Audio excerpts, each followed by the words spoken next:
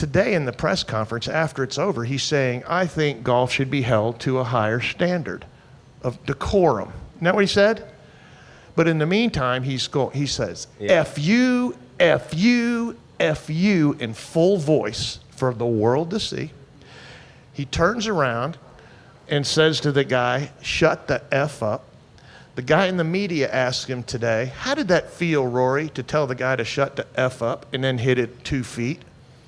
And he said, it felt pretty effing good. And I'm like, bud, which is it, Rory? Is it that golf is held to a higher standard? Or are you just going to F you, the fans, and act like that's okay? So I love Rory. You know that.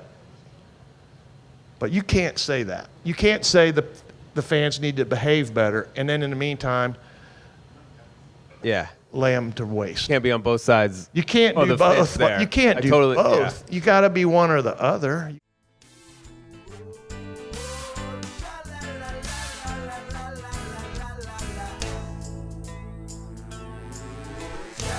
All right, here we go. Welcome back to another episode of Subpar with Colt Knost and Drew Stolzen. Whoo, boy. It is good to be home, Sleaze. After a long week at the Ryder Cup, we're getting ready to break it all down for you. But first, we are back again talking Fanatics Sportsbook and FanCash. Most sportsbooks, their rewards are just fluff. But FanCash is the ultimate sports currency. And when you bet with Fanatics Sportsbook, you get up to 10% FanCash back on your wagers, win or lose. Did I mention they are giving away millions in FanCash this year, and that you can use FanCash on anything in the Fanatics universe? Go check it out yourself. Download the app today. Winning hits different here. Must be 21 years or older. Gambling problem? Call 1-800-GAMBLER. Connecticut, call 888-789-7777. Massachusetts, call 800-327-5050. New York, call 877-8-HOPE-NY. Maryland, visit mdgamblinghelp.org. Not available in all states. Terms apply. See Fanatics Sportsbook app. By the way, we both nailed Tommy Fleetwood as top European We're scorer. so smart. Who could have seen that coming? Well, yeah, both nailed our individual bets during Sunday singles. Thank you to Justin Thomas for taking care of business. Plus 115. You had JJ Spawn, who had himself a very nice Ryder Cup. But overall, pretty successful week, I would say, at the Ryder Cup for us. Not so much for the Americans. So let's dive into this, Sleaze. Unless you were not paying attention to anything going on in the world, you'll know that Europe won 15-13. But wow, if you just look at the scoreboard, you think, man, that had to have been a battle. But U.S. 7 points down going into Sunday before just an unbelievable, I'd say, tear they went on in the singles, winning 8.5 points, lost only one match outright. That was Patrick Cantlay lost to Ludwig Oberg. But I think you and I were kind of joking Saturday night, like, okay, this thing's over. Team USA might as well start the party in a little bit and enjoy Sunday singles because this is a dirt nap. And then they came out and there was one point early on Sunday where they were leading the first 5. Yeah. And I was like, this is going to be... Can we go home early? This is going to be the biggest beating in history. And then all of a sudden, cool stuff started happening. Finally, for the first time, Europe started to miss some putts that they'd been making all week. Finally, for the first time, the U.S. started making some putts that they hadn't made all week. And I mean, dude, it went from like the 2 biggest letdown days, I would say, in the history of the Ryder Cup in terms of like the build-up, dude. Everything we've talked about, how long we've talked about, everybody waiting on this thing, and come out there and just got kicked straight in the teeth. We had nothing. They had everything. Felt like their entire team was having the best putting week of their lives at the same time. I mean, it honestly got comical at times. It'd be like we'd hit one into 3 feet, like, finally, we're going to get one. Their closest is 32 feet. What happens? Like, it just went in time and time again. And then Sunday, dude, I mean, I was ready to shut the thing off. I was like, as soon as this is mathematically over, I'm taking a nap. Like, I'm worn out. And I never got to because it just kept going. And there was a point where I was like, they're going to do, like, this might actually happen. Like, legitimately thought it could happen. We'll get to the singles. Let's just go through the entire week because it was wild, man. I mean, all week long, I was talking to the guys early in the week, and I said, how's the course? Because we weren't there on site yet. And they're like, it's soft, no rough. I was like, that's weird because it hadn't rained much in New York. I actually played Garden City Golf Club on Tuesday. The place was concrete. And I think a lot of us were really surprised how soft it was, considering we knew quite a bit of rain was coming there on Thursday. They moved the opening ceremonies because of the weather coming in. But then that rain came in, and the golf course just became extremely soft, no rough at all. It was actually better to hit it in the rough, especially with all the wedges these guys were hitting in. We go from a golf course that has a warning sign out front, talking about how difficult it is, to a pitch and putt is what it looked like. I mean, even 4 irons were just stopping right where they landed, turned into a birdie fest. Guys were 7 under par in alternate shot. Records were being broken all over the place. I just did not understand the setup one bit. The softness, I think, is like what made it. The not having rough is one thing, but once you take the softness into account, like look at one. People hitting driver. Every guy out there was hitting driver. Some were trying to press it up by the green. The guys that missed right, especially when the pin was tucked over their right, like that should be a shot you can't get close. You know what I mean? And they were hitting it from the rough, landing it pin high, stopping it dead. It was just like no pin was ungettable. And how many times have we talked about this when it's just a regular tour event and we talk about the score? Oh, look at these scores. Look at these scores. If you give them soft fairways and soft greens, the ball stops where they land. By the way, had the ball in their hand also. Like, I couldn't believe it continued Saturday and Sunday. They're going to destroy anything. Like, you make it 8,000 yards. If their ball stops where it lands, they're going to kill the place. And essentially it just made it into a putting contest. And tee to green, we were actually statistically like right there with them through a couple of days, but they just were body bagging us on the greens. I believe through 3 sessions is when Data Golf put it out. Yeah. It said ball striking is dead even right now. They were losing 12 shots to the Europeans putting. 12. That's a big deal. And I just, like I said, I was very confused. Like I feel like overall the United States is a better ball striking team. I think they drive the ball straighter than the Europeans. So to have no rough was shocking. Keegan Bradley said afterwards, I should have gone with my intuition. I made a mistake there. And it just, obviously he would love to have that one back. And not saying that the U.S. would have won if there had been 4 or 5 inch rough like we're used to seeing at Bethpage. But I think it would have totally changed everything. It wouldn't have been a putting contest, would have been the biggest thing. Yeah, no question about it. I mean, that's a golf course that just beats people up, and all of a sudden we're going out there and alternate shot. We're seeing guys shoot 7 under. Best ball, guys are closing teams out 9 under through 15. You know, I mean, you had to birdie damn near every other hole just to even catch up. I mean, what was it? Scotty, in his 4 team matches, his team was minus 22. The teams he played against were minus 32. In 66 holes. And half of that is alternate shot. I mean, that's sickening. Like, they didn't play. Did we putt our best? No. It was just magnified because they were making everything. And they played. I don't know. We can second guess all the stuff we want in the world. Those first 2 days, we could have been playing Bethpage in soft conditions. I think we could have been playing Oakmont in firm conditions. And the Europeans are going to beat us. You're going to lose. Like, you got to tip the cap to them at some point and just be like, that was the best 2 days of team golf I think I've ever seen. Yeah, you just go into some more numbers where it's just wild. Like the first day in alternate shot or foursomes, Team Europe was 16 under par combined in 4 matches, which a lot of people that look up the numbers say that's the best they've ever seen. They won the session 3-1. The next day, the Americans go out. They're 16 under par in their 4 sessions. They lost 3-1. The Europeans were 22 under par. Sometimes you just get beat. You can have a plan. It can pretty much everything can go the way you want it, and you just lose. The one big question that Keegan Bradley got was Colin Morikawa, Harris English, which I don't mind rolling them out there once. I know Data Golf claims when you type everything in and you do all the numbers and everything, they were number 132 out of 132 possible teams for the Americans as far as strength. And they got put out there. They lost 5-3 the first day.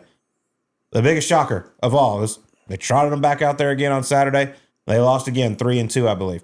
That one surprised me a lot. Like, you and I played professional golf. It don't matter how perfect your plan is. Sometimes you show up at a venue, at a tournament, and you just don't have it. And that's where I think adjustments have to be made. I know there's plans going on. You never planned on getting your ass whipped. But when you do, how do you make an adjustment to turn this thing around? I'm guessing, I don't know this for sure, but I'm guessing Cameron Young probably wasn't scheduled to play Saturday morning. But after his performance Friday afternoon with Justin Thomas, they're like, we got to put this guy in. He's rolling right now. And they put him in with Bryson DeChambeau, and he went out there and they played great. He was the spark play. He was the best player on our team this week. Mm-hmm. It was pretty incredible what he did, especially going down to the singles and what he did on that last hole, which we basically had to have, and we'll get to that. But trotting them out the second time, I think, is like, if you're going to play Monday morning quarterback and stuff, but we all said it when we first saw it. Like, whoa. I don't know about that one. They just got thumped. Oh, and then they just happened to get matched up with the exact same team that killed them the day before, and then they did it again. Meanwhile, you got a guy like J.J. Spawn who went out in the afternoon on the first day, played great.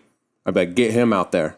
Well, I think you audible out of some of these groupings. I know you got a plan and things like that, but there's a certain thing like who's playing well in the moment.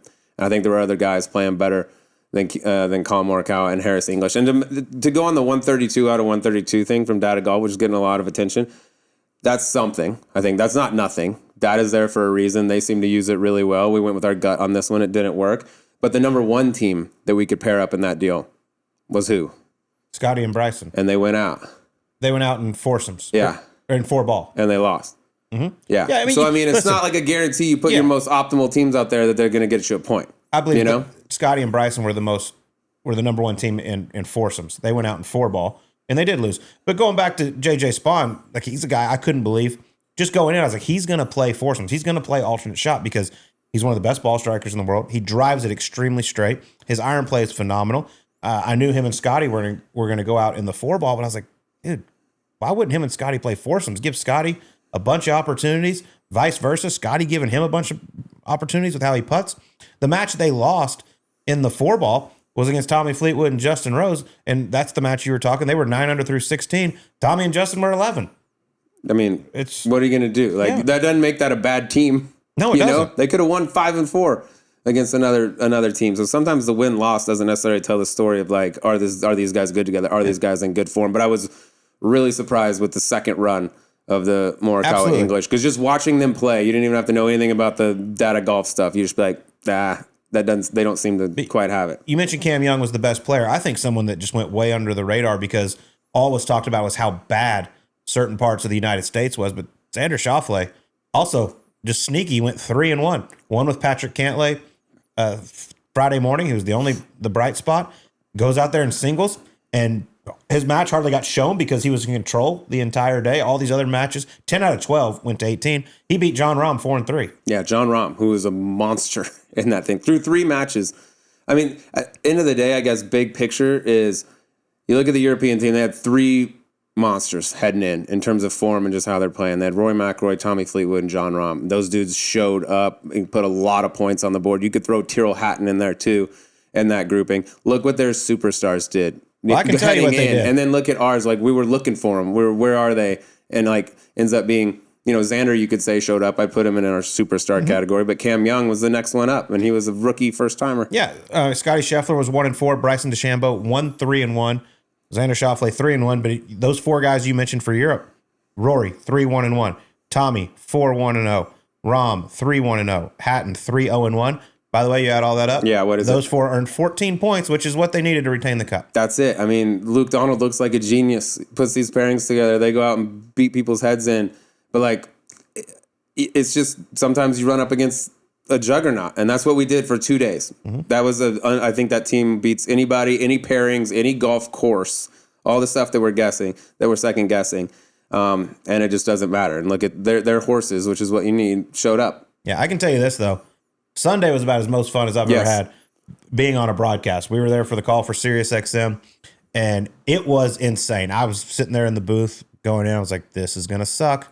This is going to be miserable. They're going to close this out in the first hour and a half, 2 hours, and then we're just going to be sitting here filling time for 4 hours talking about matches that don't mean anything. Boy, was I wrong, because the United States, you could just feel it. A couple putts started going in.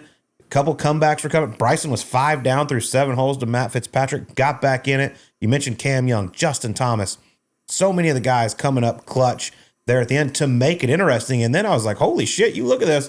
There's a lot of red on that board. I mean, there was no blue at all. I was like, this could possibly happen. But then at the same time, I was texting with you. I was like, this envelope rule. Oh, dude. Where Victor Hovland couldn't go.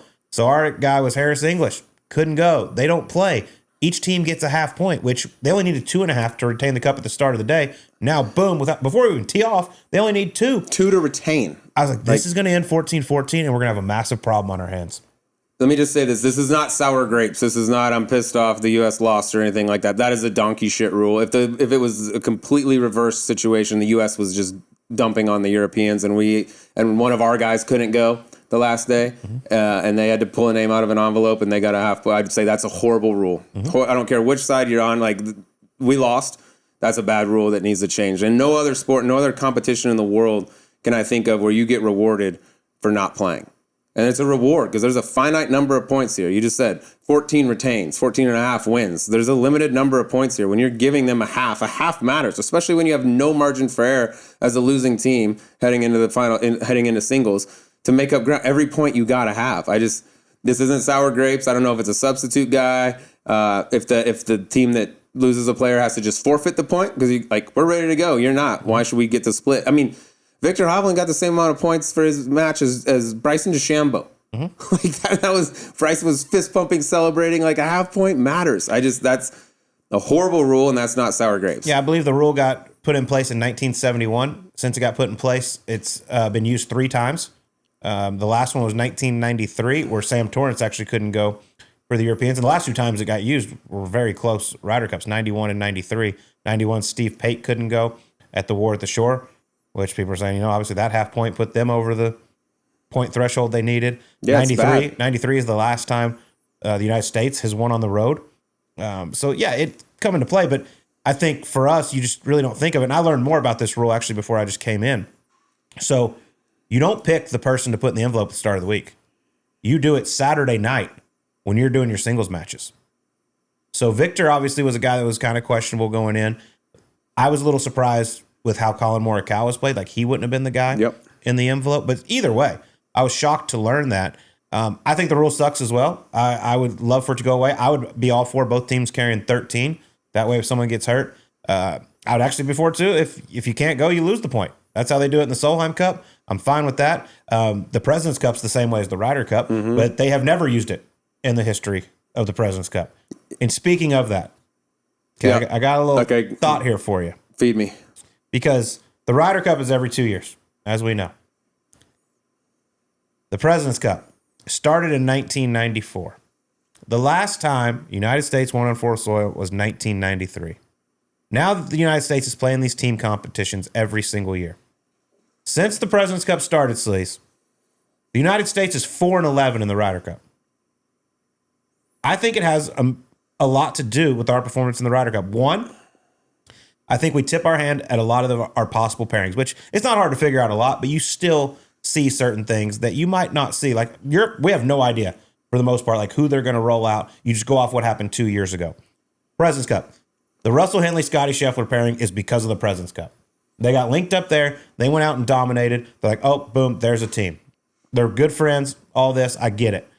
But the competition at the President's Cup is nothing like it is at the Ryder Cup. The U.S. dominates it. They go out there. I think you get a lot of confidence in certain pairings where it's a totally different situation. I honestly think Europe benefits so much from having an entire 2 years in between events to get ready for it and prep. It's all that. Like Keegan Bradley just played on the President's Cup last year. Whereas Luke Donald, he's sitting at home thinking, okay, what can we do to make this better? Whether it's better mattresses, better sheets, fixing a crack in the door, everything. Virtual Shampoo, reality stuff. I mean, everything. I just think the President's Cup is a detriment to the Americans for the Ryder Cup. And I think they need to rethink this thing. I know it makes money for the PGA Tour. I would love to see a way where maybe it's with SSG. I don't know, where the PGA Tour and the PGA of America come together to run the Ryder Cup, because I know the PGA Tour wants a piece of that pie. Of course. I mean, they've been trying to buy a piece of the Ryder Cup for forever. That's why the President's Cup exists, but the President's Cup sucks. It does. And it comes around and we try to make it into a thing, and it's not. Like, it's not a rivalry.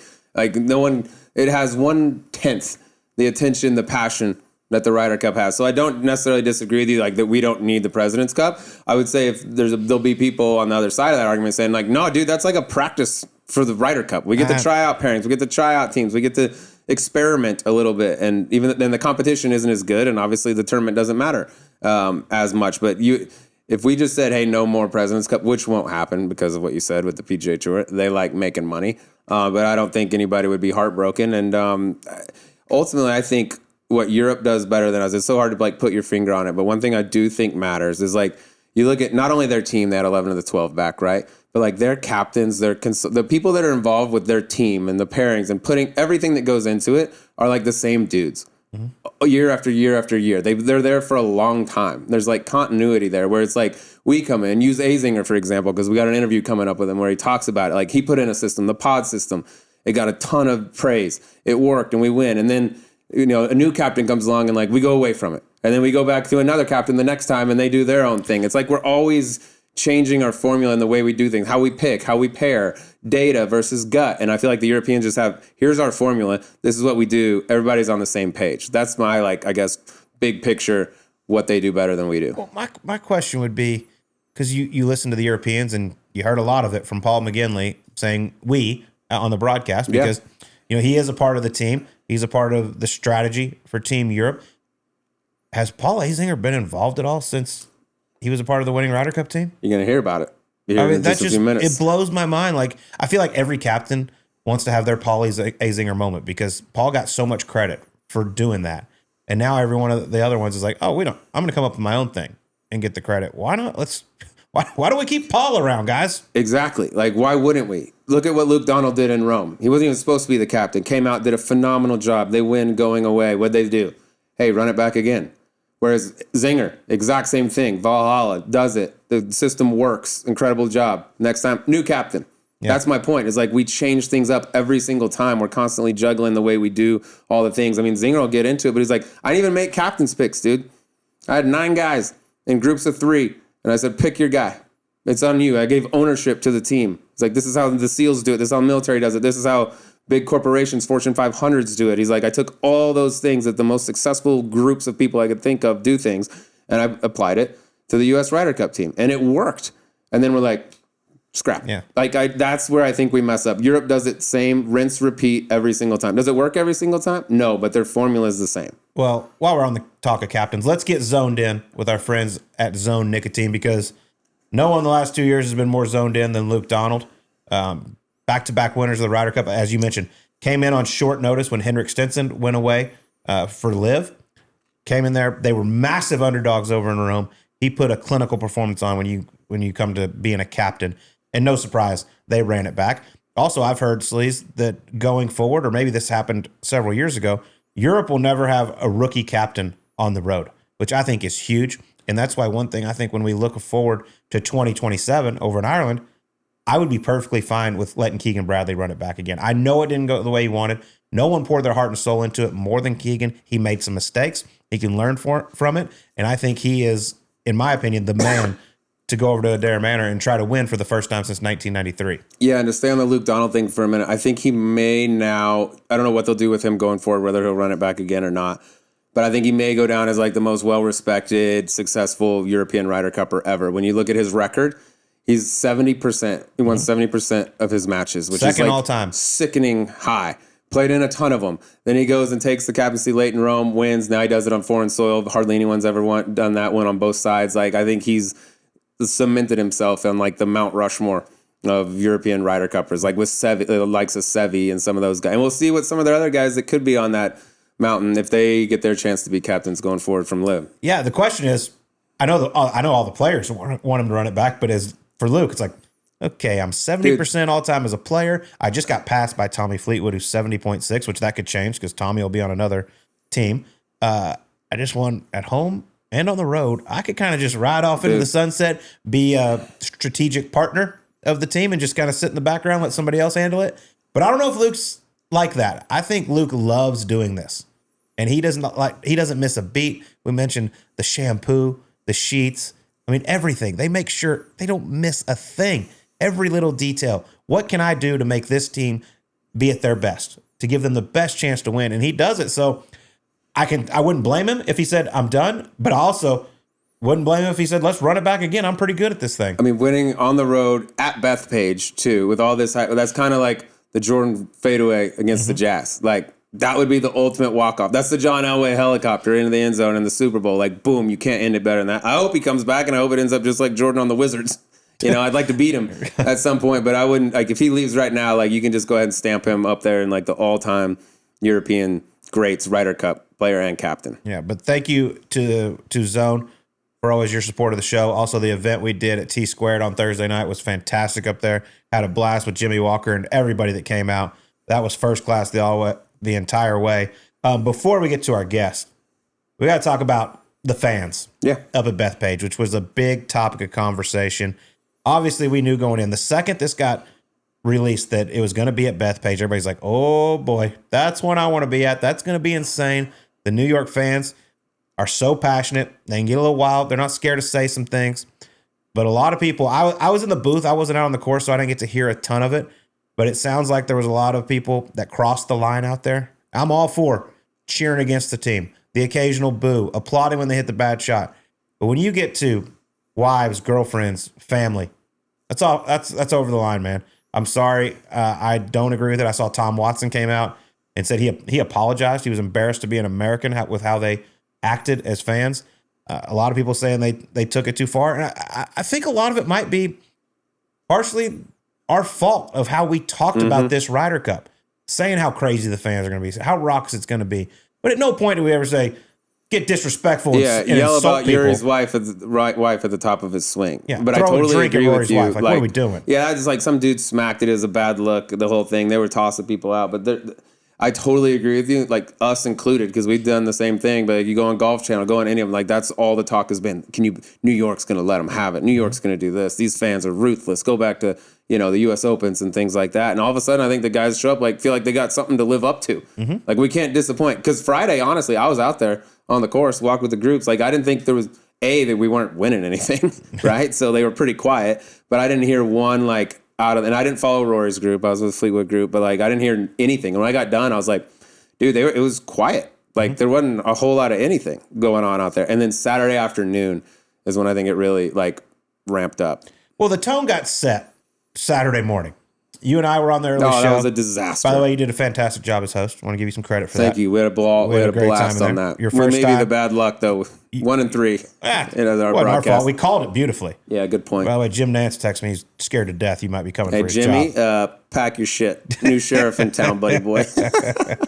But you and I got out there at 5:30, 5:45 in the morning. We're on at 7. Start working our way towards the booth, which you have to walk right by 1T, 18 green, all the way down 18 fairway. And the crowd was going on Saturday.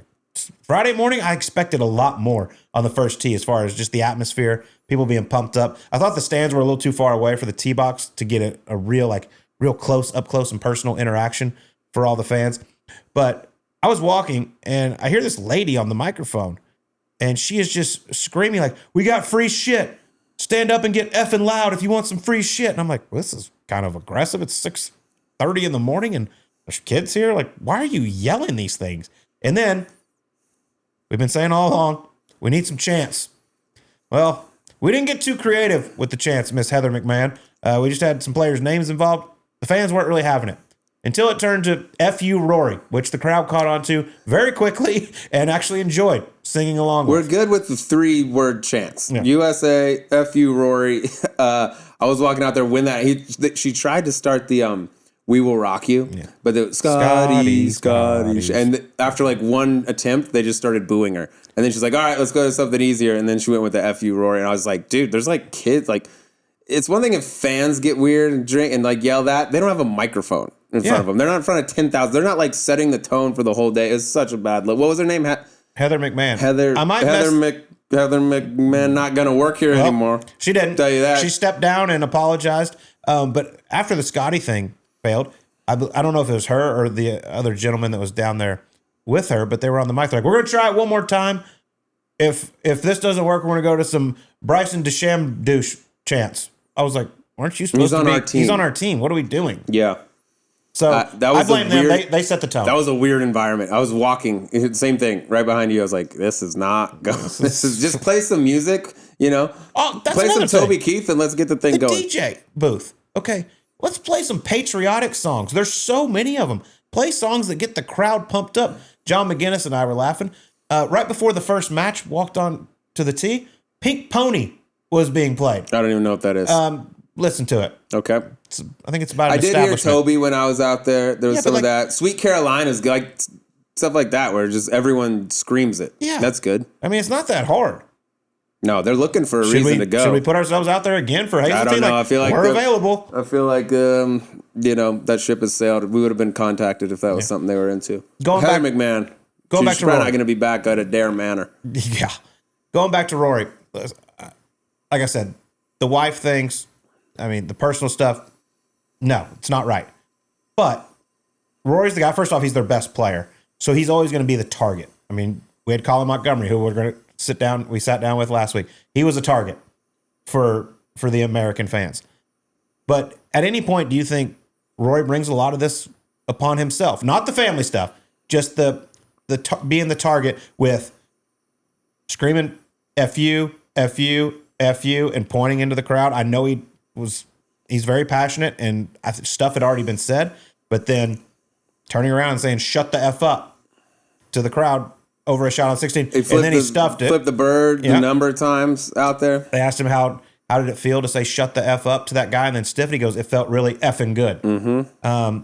Afterwards, they're going across the bridge there, and all the American team members of the team names are displayed. He takes the European flag, points to Bryson DeChambeau's names, laughs, and then covers it up. Like, you bring some of it on yourself. And then the video to Trump and stuff. It's like he sits there on one hand and says, like, golf's better than this. We got to have more respect. We're way across the line. And I get it. You were getting some way out of bounds stuff out there, and you were probably at the end of your rope. But then you can't, out of the other side of your mouth, start saying F you, F you, F you. I mean, Paul Azinger gets into it. He says the exact same thing. He says it beautifully. Also, Rory was like the one guaranteeing victory coming over here. Like, you're going to be the guy that gets all the attention. Does that justify all the horrible shit that was said to him? No. Like, a lot of that stuff way out of bounds. But, like, you also, like, you play a role in some of it. You can't criticize them for crossing the line on one hand and then on the other hand be like, F you, F you, F you, and do all the other stuff. It just seems like, how does that not blatantly obvious to anyone that would be and I just want to say, like, this wasn't the entire New York crowd, the entire American fan base. This was a very small percentage of people that crossed the line. And I think they started doing the right thing. And they're like, look, just like y'all do at the WM Phoenix Open now, zero tolerance. Like, you do something personal, something that pisses off fan, like or pisses off a player, you're out. I'm all for you, calling a player a bum. You suck, whatever. Yeah. Before the shot, after the shot, I'm fine with it. When they're walking into the shot, show some respect, man. You cannot be part of the reason a shot or a match doesn't go a certain way. Yeah, that's what I said going into the week. Do everything, keep it within the lines, and then as soon as they're in the shot, because I don't want any excuses. I wasn't expecting us to lose, but I was like, I don't want them to say, like, oh, I'm 15, top of my swing. That's why I hooked it, and things like that. And Rory was having to back off a lot out there. But if you want to have a monster event of any sort, sports, concert, name it, and you're going to have tens and tens of thousands of people out there, good luck. And you're serving booze, like, good luck keeping every single person in line. And that's the problem, is that, like, 99% of those people out there could have been well within the bounds. Mm-hmm. But there was a little group here, a few things here, the guy that slapped the cup, and all of a sudden the whole group, the whole place is terrible. And golf is the only sport where you can actually hear them. Go listen to what's said at a football game yelled at the players, but it's not dead quiet, and they're not 10 feet away from the guys that they're talking to. Yeah, and the ball doesn't occasionally go into the crowd, and you have to go play it from there. Yeah, exactly. They're not walking up to the nosebleeds to kick a field goal. Can I say one thing that would be sick, was a total miss by everyone involved, whoever was in charge of this? The cherry fizz drinks. That came in a limited edition cup with a little squeaky rubber duck. Hard to believe that didn't work out. What the hell were y'all thinking? Like, here's a little duck. By the way, you squeeze it, it makes noise, and they're doing it in people's backswings. Like, how the hell could you ever say, like, oh, this is going to be great? Hey, come get a Coors Light. It comes with a cowbell. Like, what are we doing? We get an air horn if you buy a transfusion. Yeah, that was not well thought out for all the things. Listen, but hey, they gave us a run, we gave them a run at the end, and I was ready to pack it in as the most disappointing Ryder Cup in history. They showed some balls, and I stand by this. If there's no envelope rule, if Victor Hovland plays, Harris English can go beat anybody in the world at any given time, and then that comes down to it. Shane Lowry's putt isn't for 14, it's for 13 and a half. And at that point, we could have still won. The Sam Burns half at the end that he got when he was one up, and at that point, the cup had been decided. They got to 14 and a half, not conceding that putt on 18 to where they pushed that. That's after he just gave one on 17 to Bobby McIntyre that would have been 100% you would have to putt that. I was waiting for Bobby to be like, pick it up, made it look 15-13 instead. I don't know. If there's no envelope rule, there's a real chance we push that Ryder Cup. There's a story just like that comes up with our interview with Colin Montgomery and Tom Lehman that involved the great Payne Stewart. These interviews are awesome. Just want to give a shout out. Like, it's an honor to cover the Ryder Cup. It's the biggest event in our sport by a long ways. It's one of the biggest events in all of sport. It's always a pleasure to be there. I wish a few people didn't ruin it for everybody else. It sucks. It should be loud. It should be passionate, but it should never be disrespectful. Can't wait to go to Ireland and see it at Adare Manor. Get our ass kicked again. But the United States have some things to figure out. Let me put you on the spot here. Yeah. 2027, who's your captain? I mean, it's Tigers if he wants it, right? I think this is Azinger gets into this as well too. I was like, how could you not have been considered to run it back? How did they not approach you to do that? He's like, there's more Ryder Cup captains than there are Ryder Cups. He's like, how could Stuart Sinkman have been passed up right now? How could this guy? And he names a bunch of names. It's like, it's such a huge honor to be the captain that it's like, if you put a guy in place for 2, 3 Ryder Cups, like that just dwindles the list down. So I think it's Tiger's. Hey, who cares if you're to winning? take, and I think he'll take it. I think it sounded like he wanted an away game, and he's going to get an away game if he wants it. And there's a lot of people. You mentioned Stuart Singh, Justin Leonard, who's got one of the most famous putts in Ryder Cup history.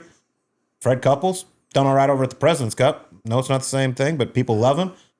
I think the big thing is your players have to love your captain. And Fred Couples is one that's never been a Ryder Cup captain. A little surprising, but I'm interested to see. I wouldn't be surprised if they let Keegan run it back. But if Tiger says he wants it, Tiger's going to get it. Yep. All right, well, let's get to our interviews here. We were at On Location all week down at 5 Iron Golf Club in New York City. Beautiful spot. If you're ever around, go check it out. But we've got Paul Azinger leading it off. Colin Montgomery and Tom Lehman together. And then last but not least, I'd never met this legend before. He's been a captain 4 times for the European squad. He's played in 8 of them, I believe. Tony Jacklin, who's 81 years old, has phenomenal stories and just a 12 out of 10 of a human being. And also Claude Harmon joins us to talk a little Ryder Cup here from our On Location spot at 5 Iron Golf Club. But before we get to these interviews, this episode of Subpar is brought to you by On Location, the official travel package provider of the PGA of America and the Ryder Cup. Coming to you live from Manhattan at their 2025 Ryder Cup post-play event at 5 Iron Golf. The golf fans showed up a big way this time, and I don't expect that to stop. The Ryder Cup heads to Adair Manor in Ireland in 2027, and trust us, you are going to want to be there. Yeah, and you want to lock in your spot? Place a fully refundable priority access deposit today at onlocationexp.com/subpar. The deposit gives you exclusive early pre-sale access before packages go on sale to the public, which means you'll have first pick of the most sought-after accommodations, hospitality, and experiences for this once-in-a-lifetime Ryder Cup. This is your chance to get closer than ever to the Ryder Cup with On Location's world-class experiences at a venue as iconic as Adair Manor. So don't wait. Secure your front-of-the-line access now with a deposit that's 100% refundable. Head to onlocationexp.com/subpar for details. That's onlocationexp.com/subpar. Subpar is not directly affiliated with the PGA of America or the Ryder Cup. All packages are provided by On Location, the official travel package provider of the PGA of America and the Ryder Cup. Full details and policies available at onlocationexp.com. Let's go out there now. First interview, Paul Azinger. Hello, everyone. Welcome into a very special live Golf Subpar here from 5 Iron Golf. And a huge thanks to On Location here. OnLocationEXP.com if you want to go to Adair Manor. Yeah, I'm thinking I might go to that. I love Ireland, and we need to win a big one. It's time. I felt like today was going to be devastating to the American team at the start, and it turned out not to be at all. Now I start to wonder, it's a shame we couldn't have gone to a course that we knew better. And it's a shame that Keegan couldn't have played. It was that close. So I think a couple of things, could have been better before the matches started. And now I just heard or just read where Keegan's now saying, hey, maybe I could have done a better job of setting up the course. That's little things, we shouldn't have let them win this one. But I mean, yeah, you're absolutely right. I think a lot of people, a home team obviously has been dominant in this deal, and then coming in, the way the first 2 days went, though, I mean, what a roller coaster. I was ready to, we were here last night, and we had basically conceded the thing already. We're like, okay, well, this is going to be a massacre. And to actually have to pay attention and have it be interesting down the stretch. I mean, there was a moment at the end where I was like, we might actually do this, even with the concession from Victor Hovland, the scratch from Victor Hovland, which we could talk about in a minute. But it turned out to be one of the cooler days, most exciting days in the singles in a long time. Well, we wiped them out in singles, and it's. I wonder if they didn't peak last night. I don't know what they did in their team room. I remember when Davis had a 4-shot lead at Medina, they were handing out gifts on Saturday night, and I think they lost their edge. And Jose Maria was, they were over there calling on the ghost of Seve pretty much, and we let our guard down. I feel like, I don't know what happened in the team room, Europe's team room, but they almost let it get away. They got slaughtered today. But they did the slaughtering the first 2 days, and it was a tough pill to swallow. There was a time I thought it was just going to be the most devastating defeat, that the PGA of America was going to have to restructure everything, and it turned out not to be that way at all. It was actually a bit of a nail biter. What do you think What would you have said to the team last night in the team room? I mean, there was guys in tears multiple times, and we hadn't even gotten to the singles yet. I mean, they were down. What do you say to a team like that? The American team needed a huge Saturday night after they got, slaughtered the first 2 days. So I'm not quite sure what I would have said to those guys other than we're not out of it. And, we've prepared. You're the best players in the world. Let's go show off for our people tomorrow. These are our fans. And let's just play one shot at a time and see what happens. Now, I don't know what else you could have said to them, but whatever it was, It worked. they played great. Our Americans played pretty good the first 2 days. The Europeans played off the chart. I feel like every captain is tasked with trying to create the best environment possible so that they can play relaxed golf. The kind of championship golf that they play to win, big tournaments, and they play week in and week out. But the pressure is enormous, and the challenge is very difficult for the captain. What is the environment that lets them be relaxed? I'm not sure. When I reflect back on our team and the way we did everything and the structure and the whole 9 yards, those guys, I was able to get the most out of them. I mean, Boo Weekley shoots 29 on Sunday. Kenny Perry shot 30 or 31 on Sunday in singles, and for whatever reason, we were 2 points ahead going to Sunday. They were still in enough of a zone or committed enough or relaxed enough to play that kind of golf. I felt like our guys were so uptight. The whole patriotism aspect of this Ryder Cup doesn't need to be even talked about. They're going to be chanting USA. And I would wrap myself in the flag after it was over, like Shane Lowry did, not before it starts. Yeah.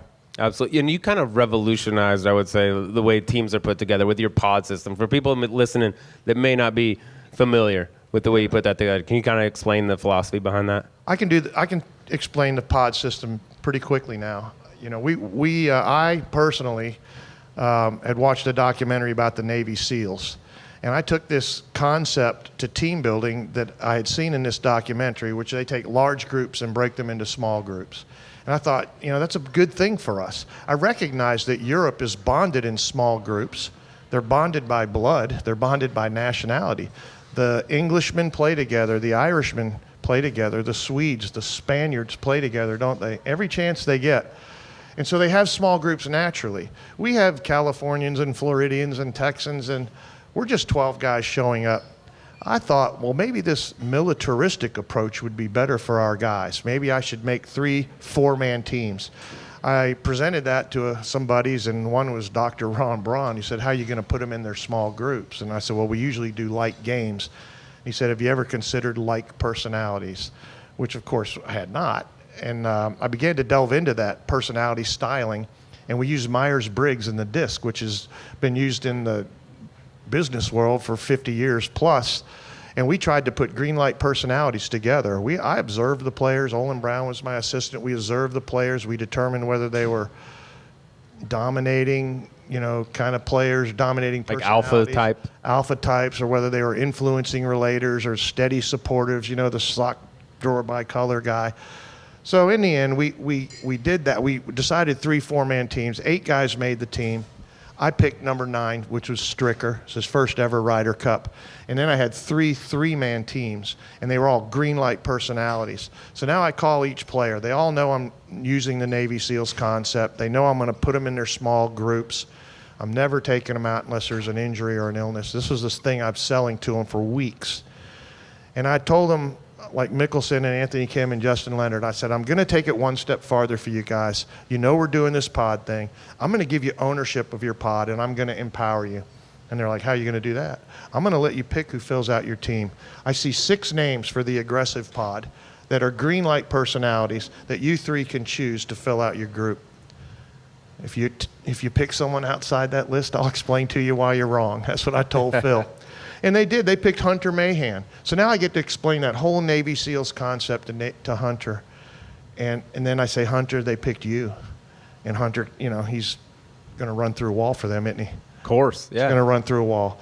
And then the message when they all showed up was to the wives, the caddies, they're hearing this for the first time, and to the players, they're hearing this for the 15th time. We've taken this militaristic approach. I'm putting in your small groups. You're here by like personality. I want you guys to prepare together. come up with a strategy and a philosophy how your pod wants to play this course. You guys are on your own. I assigned Raymond Floyd to the aggressives, Dave Stockton to the steady supportives, and Olin Brown with the influencing relators, which we ended up calling the Redneck Pod because of Boo Weekley and Yeah. JB Holmes. And, you know, the final act was that I said to them, now come Thursday, you tell me who's playing alternate shot and best ball in your pod. So they put it together. They did everything. All I did was set it up. And then I gave them full ownership to control their pod. And they did. Mickelson led his pod. You know, he's going to lead that pod, him and Anthony Kim and Justin Leonard and Hunter Mahan. I didn't have to mess with pairings much. It was really easy to pair. It ended up being very structured, probably as much as anything. But then the realization hits on Friday. And I went up and gave Keegan a big hug on Friday morning this week. I said, buddy, this is the most nervous time of your life right now because you don't have any control. It's over. All you've done is create the best environment possible for them to succeed, and then you have to just get out of the way. I did message a few times to the players according to their personality types. I would challenge Anthony Kim or encourage maybe Justin Leonard or Stuart Sink. But all in all, I think they got engaged in our Ryder Cup very early. We weren't, you know, we lost 4 of the previous 5 and 7 out of 9. We were in a terrible streak like we are now, pretty much. And I just feel like they were more engaged than they were dreading the event, and that was important. Yeah, they had ownership of it. They had I mean, they're full picking ownership. guys that are going to be on the team. That's a huge decision. That's the biggest decision arguably right. you'd make Yep. as a captain. And nowadays, I feel like the pairings, because they're the first thing to be scrutinized, right? When you're on the losing side, it's like, Pairing. why'd you do this? Why'd you do this pairing? Where if they go out and make putts, then you look like a genius and no one ever Right. questions it, right? But now it's so analytics based. It's like this golf course with this twosome or this 4-ball, this foursome. You know, put those guys together. Did you use what was available in terms of analytics, because it's changed so much? There's a ton now. And B, did you use? There was none of that being considered. There was no analytics at that time in 2008. I didn't do it. Maybe the other side did it, but I doubt it. It was Faldo. Faldo really strayed from really the Ryder Cup formula that has been very successful for Europe.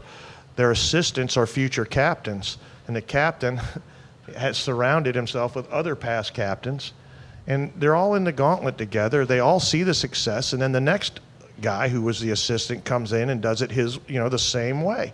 Faldo didn't do that, and it cost him. You know, as much as I was trying to be buttoned up, he was more flying by the seat of his pants, I think, and he had some drummer from some band as his assistant. You know, we're all buttoned up over here. We got Ryder Cup captains as assistants, and I really wanted to I wanted to be the beginning of a new system, but Corey didn't really much care what I did. He didn't ask, and Davis and I talked quite a bit. Watson didn't care. So, the pod system kind of has just gone away. Yeah, that was going to be my question. You, like I said, you're considered one of the most successful kind of revolutionary U.S. captains. When a captain is announced, how many of those guys reach out for advice? Like, hey, Paul, you were awesome. Keegan Give me reached some out scoop. right away, but I didn't really help Keegan. He just asked a lot of questions, about, should I load this? Should I do that? What was, what kind of theme? He did his own thing. I think he did a pretty nice job. He got roasted for putting, I guess, Morikawa and Harris English together. I think twice. The analytics Yeah. said that of 132 possible scenarios, that was the worst possible pairing, and he sent him out twice. Analytics proved to be correct, and he may regret that. I don't know how our analytics did not show that and Europe's analytics did, or whoever did that. But I think it's gotten. I think we overthink it. Yeah, without overthink question. it. I mean, if they go out there and make putts and play, they're two of the best players in the world. They could go out there and win, and then he looks like a Right. genius. Is there a point where the captain gets too much blame and too much credit? Because like you told Keegan, this is the most nervous you're ever going to be because everything's out of your hands. Well, I feel like Luke did a fabulous job, more so than Keegan did a crummy job, because Luke had his players playing the kind of golf that they could only dream of in the most pressure-packed, most anticipated situation ever. And have you ever seen more putts go in? No, I mean the first 2 days, I think that was like everyone on their team was having the best putting day of their life, all at the same time for 2 days in a row. That credit goes to the captain, because he has those guys in the right state of mind. He's the guy that's controlling them. You're over the top of these 12, and I've never had a job, so I've never led anybody in my life. it was very difficult to know what to say, what not to say. And I'm sure Luke, very polished. He's got the same 12 guys essentially. One guy's different, but he looks exactly the same. I wonder if one of the Hoy guards played played crummy. If they would have slipped the Slip other him one in. Who would know? we'd have never known. I wouldn't. We would have never known. They might have had both of them playing on us. That might have been the difference. But, I feel like in the end, you got to give Luke all the credit in the world for them to come out and play team golf the way they did. It blew me away. It just blew me away. I'm real proud of the Americans. They could have mailed it in, but they didn't. He's going to go down. I mean, he's won home and away. I believe only one other has done that from Europe. But then you look at, like, today, the singles, they win one match. And it's like, I heard some jokes being said, like, Luke was a horrible captain today. Yeah, that's right. He looks like a dummy now. If they hadn't run away with it the first 2 days, he would have gotten crushed. That's right. Or they were an eyelash away. That putting Victor Hovland in the envelope was massive today. Massive. I mean, all of a sudden you look up and it's like 2 points. Oh, my God. And they're so close to the finish line already that Yeah. I think a scratch like that, I mean, it hurts the team that's trailing, that needs every point out there more or less, so much more. Like it seems to be a weird thing where you get rewarded. There's only 28 points. So to get a reward, a half a point is a lot in a Ryder Cup. I almost feel like if you can't field a player, he has to scratch, then the full point goes to the other team. To make it a half point for both, I understand the good nature of it all, but it's not a good natured competition as much anymore as it used to be.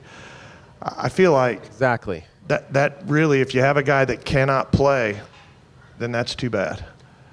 I totally agree. I can't think of any lose a other point. competition where it's like, hey, we can't go. Like in tennis, you can't go. Guess what happens? You don't tie. The other guy advances.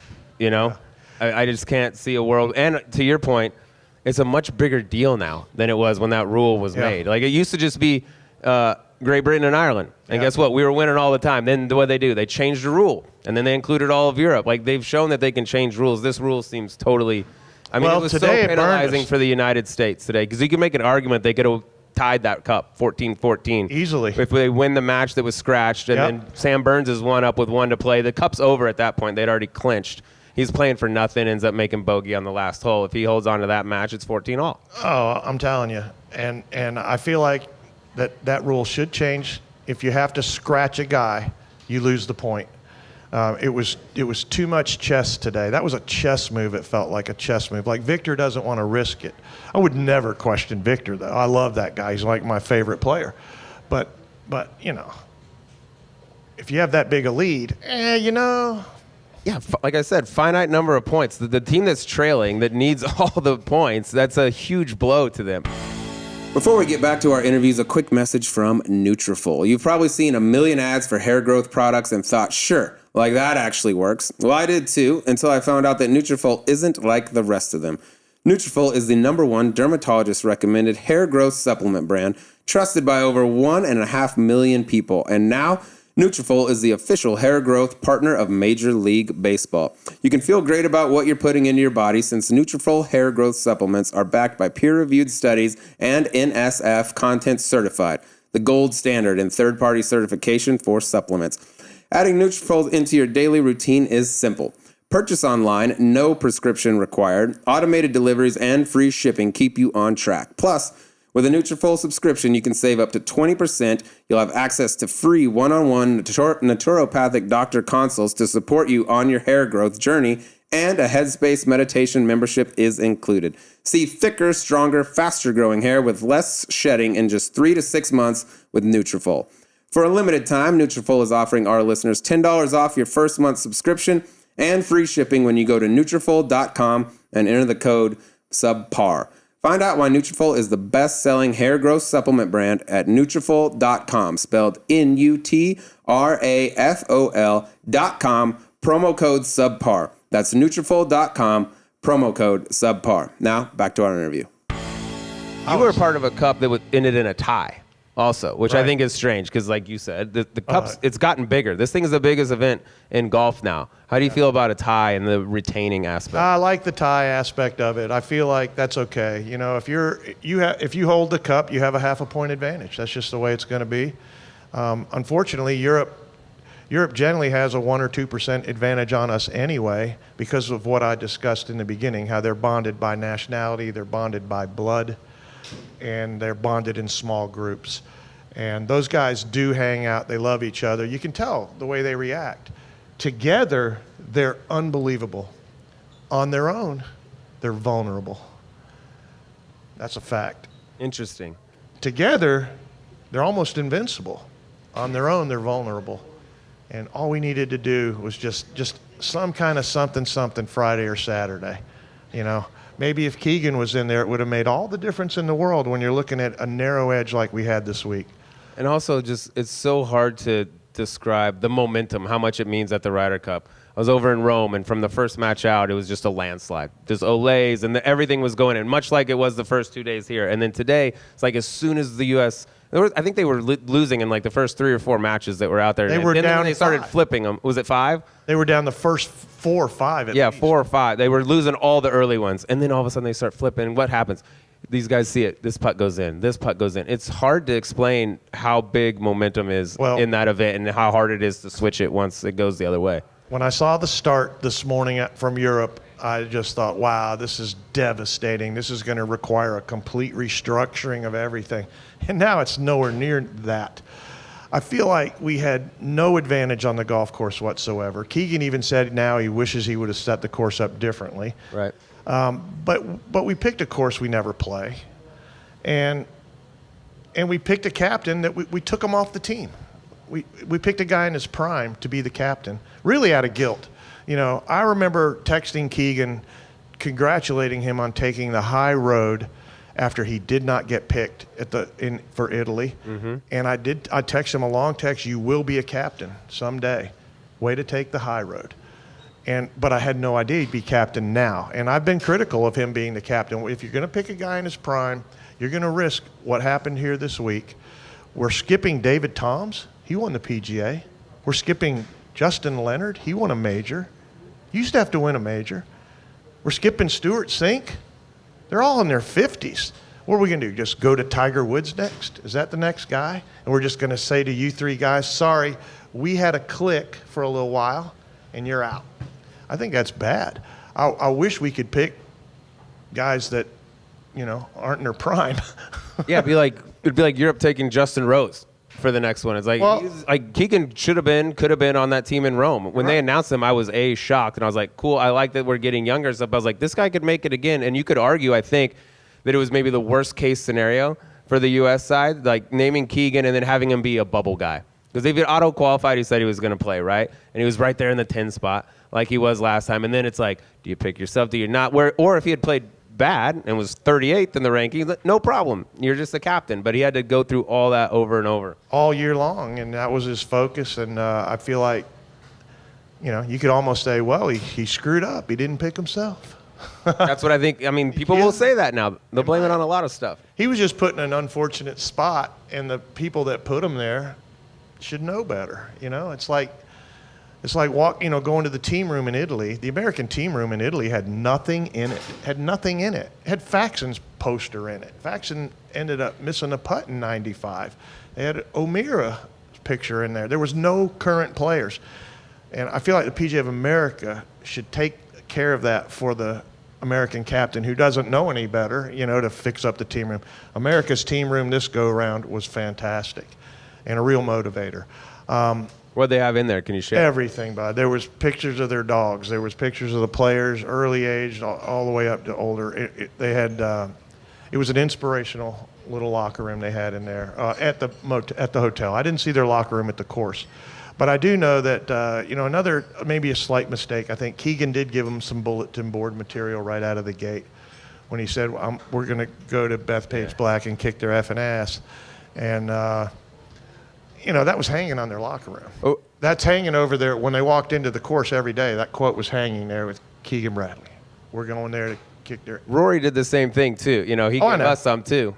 He did. On the flip side. I think I'm going to give Rory some credit because Rory really did take the pressure off the Europeans as well by stating that winning an away Ryder Cup is probably one of the toughest achievements in sports. And... so his guys are rolling in with everything to gain, kind of nothing to lose, and they're going to face a hostile crowd, and they had a chip on their shoulder about it. and they showed up very relaxed and ready to roll, bud. They had a great environment over there. I give Rory credit for that. Now I want to take a shot at Rory, who I love. You know, Rory probably turned down $500 million not to go to Live. And he's a European, and we see how much he wants to beat our tour. But he stayed here, and he fought for us. He fought for the PGA Tour, so I love him for that.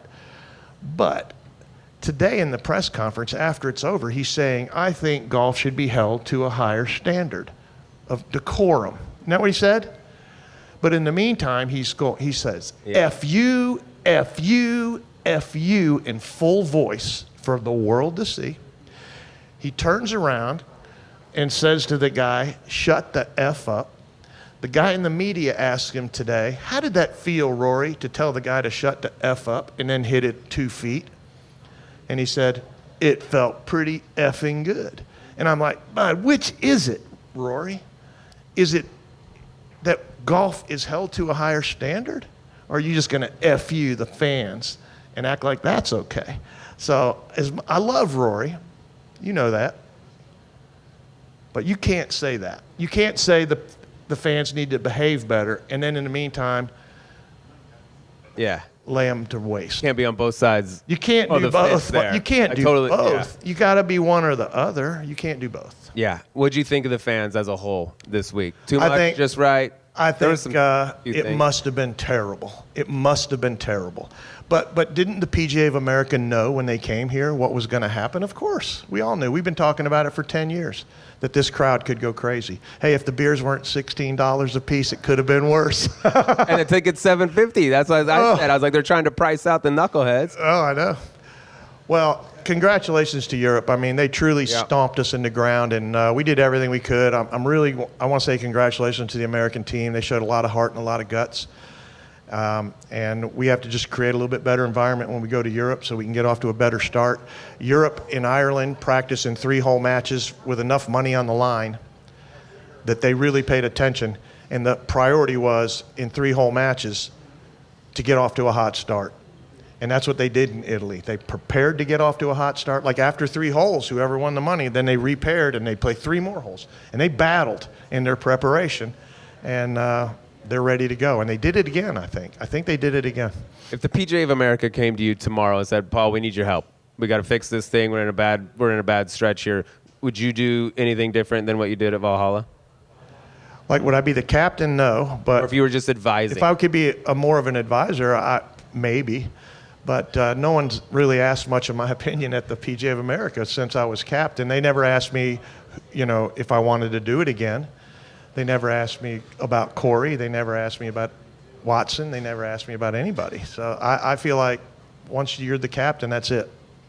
I wanted to ask you about that because Luke Donald did so well in Rome, they ran him back. And by the way, he wasn't even supposed to be the captain. There was a bunch of guys in front of him. Jumping for the money. They left. Stenson left for the money.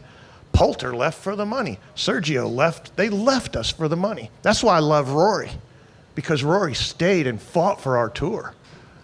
Okay, so those guys that you just mentioned that left for the money, they were the next up on the European side. But now we've seen, Europe had multiple live players on their team. We had a live player on our team. We had a live player in Rome. Do you think those guys get welcome back? Do you think they have a potential to play the tour as Ryder Cup captains on the European side? Oh, I'm not sure about that. I don't know. That seems like a double standard, too. It's like, we don't hate you enough to have you on our team because you're good, but you're not ever going to be our captain, even though you're the most decorated players in the history of our team. That's a good point. I feel like once we dipped into the well and live, we probably should have brought 5-time major winner Koepka, who won the PGA Championship at Bethpage Black. That would have been nice. And then maybe pick Patrick Reed and maybe pick Dustin Johnson. If you're going to go dip into the live pool and pull Bryson, I would have really probably pulled Koepka. There's no way Koepka's not going to man up and play great this Ryder Cup. But they didn't, and but Europe didn't have a problem with bringing Rahm and Hatton, and they play for the Smashers over there on the Live Tour, so they're already teammates. That was a brilliant pair and a brilliant pick. And, Luke did everything right. But he was a crummy captain on Sunday, wasn't he? Yeah, right? Yeah, today he was terrible. And they're already talking about running him back for the 3rd time. I'm surprised were you not offended isn't the right word? Were you surprised that after what you did that you didn't get another go at it? I was it took me a minute. You know, it took me a while to realize I wanted to do it. And I called him and said, hey, I want to carry the flag to Europe. That's how I said it. I said, there's more captains than there are Ryder Cups. Yeah. And I was like, okay. So that was the end of that. I said, but I'll do it. I'll take the risk, you know, because it's a risk. If like now you're the winning captain. Well, you know, it would have been a big risk to do it again, wouldn't it? Same for Luke. It would have been a big risk for Luke, but Luke's going to take the challenge. I think go to the well till the well runs dry. I'd take If Luke. it ain't broke, don't fix it. It's kind of always been my philosophy. I'll take Luke again. Who's next in line other than Luke? The three guys that we mentioned. The guys that aren't welcome Westwood. right now. How about Westwood left? Yeah, Westwood. Graham McDowell left. These are Ryder Cup legends. Ian Poulter, Sergio Garcia. Legends This of was the supposed Ryder to be Cup. Poulter and Phil initially. That was the big talk when they announced Bethpage. I thought that's the one. Sergio Phil. I thought it would be Sergio Phil, but maybe it would be Poulter and Phil. I mean, that would have been a hell of a Yeah. juicy captain battle. Phil said today he's not going to ever do it. Yeah, I saw that. Yeah, I saw that too. So I mean, I don't know what the PGA of America's next move is. I mean, maybe they should just pick Keegan again and say, here you go, bud. We'll give you another crack at it. Yeah, I mean, Tiger was rumored for Bethpage, and it was like up to him if he wanted it. Apparently, he didn't. That's the word on the street. Do you think he's the next guy at Adair Manor? It's kind of what I heard, but I mean, I don't know why. I'm not sure he would take that. I think, you know, if I'm Tiger, I want to be the captain at home. I wouldn't want to go captain over there. I mean, not my first. I wanted to captain at home. And I'm glad I did. I think, you know, it's so hard to win on the road, and America struggles so much. Why would you submit yourself to that nowadays? You get criticized so hard. You could change your whole legacy by accepting the captain's role. It changed Hal Sutton's legacy, which is a shame. This is one of the greatest players. But he's a bad Ryder Cup captain because he put Tiger and Phil together. Well, Tiger and Phil could have played great and certainly beaten. They played the toughest possible duel, though, Podrick and Colin Montgomery. So I don't know, but it's a tough thing to be the captain and get scorched earth if you don't win. And, you know, you can do everything right and just get outplayed. Like I don't think Curtis made a single mistake as a captain, but we got beat. There's nothing you can do about it. Yeah, if your guys make putts, You win. you're a hero. If they don't, you're a goat. And that's what the U.S. team was saying in their presser today. You know, they're talking about Keegan, and Keegan's just falling on the sword. God bless him, because he's such a classy dude. He's like, Yes. there's things I would have done different. You know, this ultimately falls on me. And then the players were like, yeah, our captain should have told us to make more putts the first 2 days. Right. It's like, that's exactly, I think, what it is, more or less. I think there's a few exceptions to that, but it just feels like it's too funny. imbalanced. All the highlight reels are putts. And even Montgomery, I did a thing with Colin Montgomery a few nights ago, and he said, we've out-putted America for 25 consecutive years or whatever. Like, well, not every time, but they out-putt us, and I don't know what it is, that intangible that has them more freed up. I'm not sure. Maybe they study the greens better than us. But all the players had the hole locations prior to the matches, so that everybody knew where the holes were going to be. So there's really... You know, there's not a lot of excuse to misread putts when you've spent days practicing. Now, I did hear that Europe showed up 2 full weeks early and practiced. I'm not sure how true that is. But if that's the case, then they out-prepared us. Yeah, they came out here and had a couple days session, and then they went their separate ways. But most of them live over here, too. It's a little easier. The U.S. can't go over there. You don't want to be gone for 2 weeks. That's probably to your detriment. When Europe picks a course, it immediately ends up on the European Tour schedule. Yeah, they get very familiar with it. But the European Tour owns the Ryder Cup. You know, this whole narrative about the money was really irritating me so bad. You know, the United States players started wanting the money when the PGA of America started making a major profit. It was O'Meara and Tiger, actually, who were the first ones to talk about the money. And in 1999, they gave all the players $200,000 into their donor advisor funds or whatever they have set up. And then it went up to $300,000 after that. And so now we're losing the narrative, and we're, you know, playing for the money, right? This is the narrative now. We get $500,000, $200 goes to the bank, so whatever. So I text messaged one of the top brass there at the PGA of America. I said, how much money have the players donated since 1999? He said, I don't know. So, you know, it's 13 because you add the captain times 25 years, whatever it is. So I wrote what they should say. And the reality is that the PGA Tour players, in partnership with the PGA of America and the Ryder Cup, have donated $37 million to charity and to people in need. And I don't see how you would ever apologize for that. I would, why isn't that your message? We're never going to apologize for giving $37 million to charity. How much has Europe given? All the money Europe makes goes to their tour, and none of those 12 guys are going to play the European Tour unless they get appearance fee. So it's totally a false narrative. I couldn't agree more. They're all getting paid differently. Our money's we're getting paid up front, open, goes to charity. They're getting paid, they're putting it back in their pocket. So I would ask them how much they gave the charity. Honestly, I think I know the answer. In 2023 in Italy, they gave 250,000 pounds to charity. The PGA of America gave 6.4 million to charity. That's a big difference. It's a big difference. And Patrick Cantlay was a guy like kind of behind that in Rome, and they asked him this week, which I still think is out of bounds. Guy doesn't have to tell you what he's going to do with his money, but he's like, I'm donating the whole thing. So like, there's your guy that you say is greedy and only wants to play. Yeah, which is basically what Scotty Scheffler told him too, and he does so much for people. Exactly. Leave it. The additional $200,000, the fact that they wanted that separately, I'm sure they want to do what they want with it. In reality, I think it's going to go to local First Tee, local boys and girls clubs, local churches. I think that's what they're going to do with that money. It's not going into their donor advisor fund, which earns interest. It's a different kind of charitable dollar than if it's just handed straight to you. So in the end, the players have donated $37 million in the last 25 years, and I don't think Europe does that. Yeah, without question. I'll let you get out of here on this one because Okay. you've been a 4-time player, you've been a captain. Give me your favorite memory in all your Ryder Cups. Could be as a player or a captain. I would say, winning the Ryder Cup's the greatest experience. I heard Shane Lowry say today after he made that great putt how great the British Open was, but I live for the Ryder Cup. And one of the reasons why the Ryder Cup is so great is because my first ever Ryder Cup, Chip Beck and I were playing Colin Montgomery and Nick Faldo, and Lanny Watkins and Tom Watson were following us. And that's what's great about the Ryder Cup.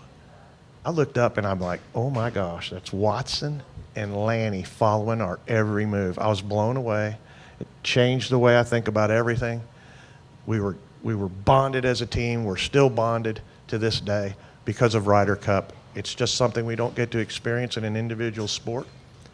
And the passion and the patriotism's real. These guys will cry about it, and it's just an amazing event. It just is. It's turned into, I just heard the other day, it's the most watched events in the world.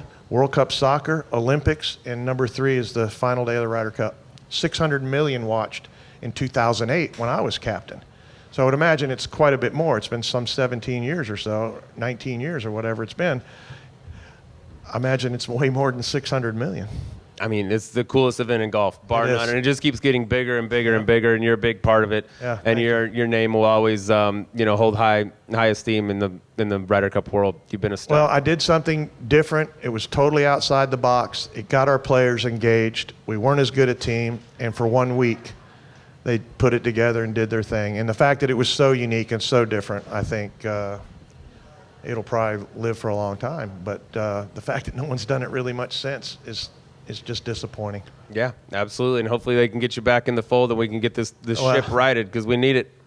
Yeah, it was a bummer to lose this week. I just didn't know. I knew Europe was coming in buttoned up, and but I didn't know they were going to whitewash us like that the first 2 days. I'm really proud of Keegan and the Americans.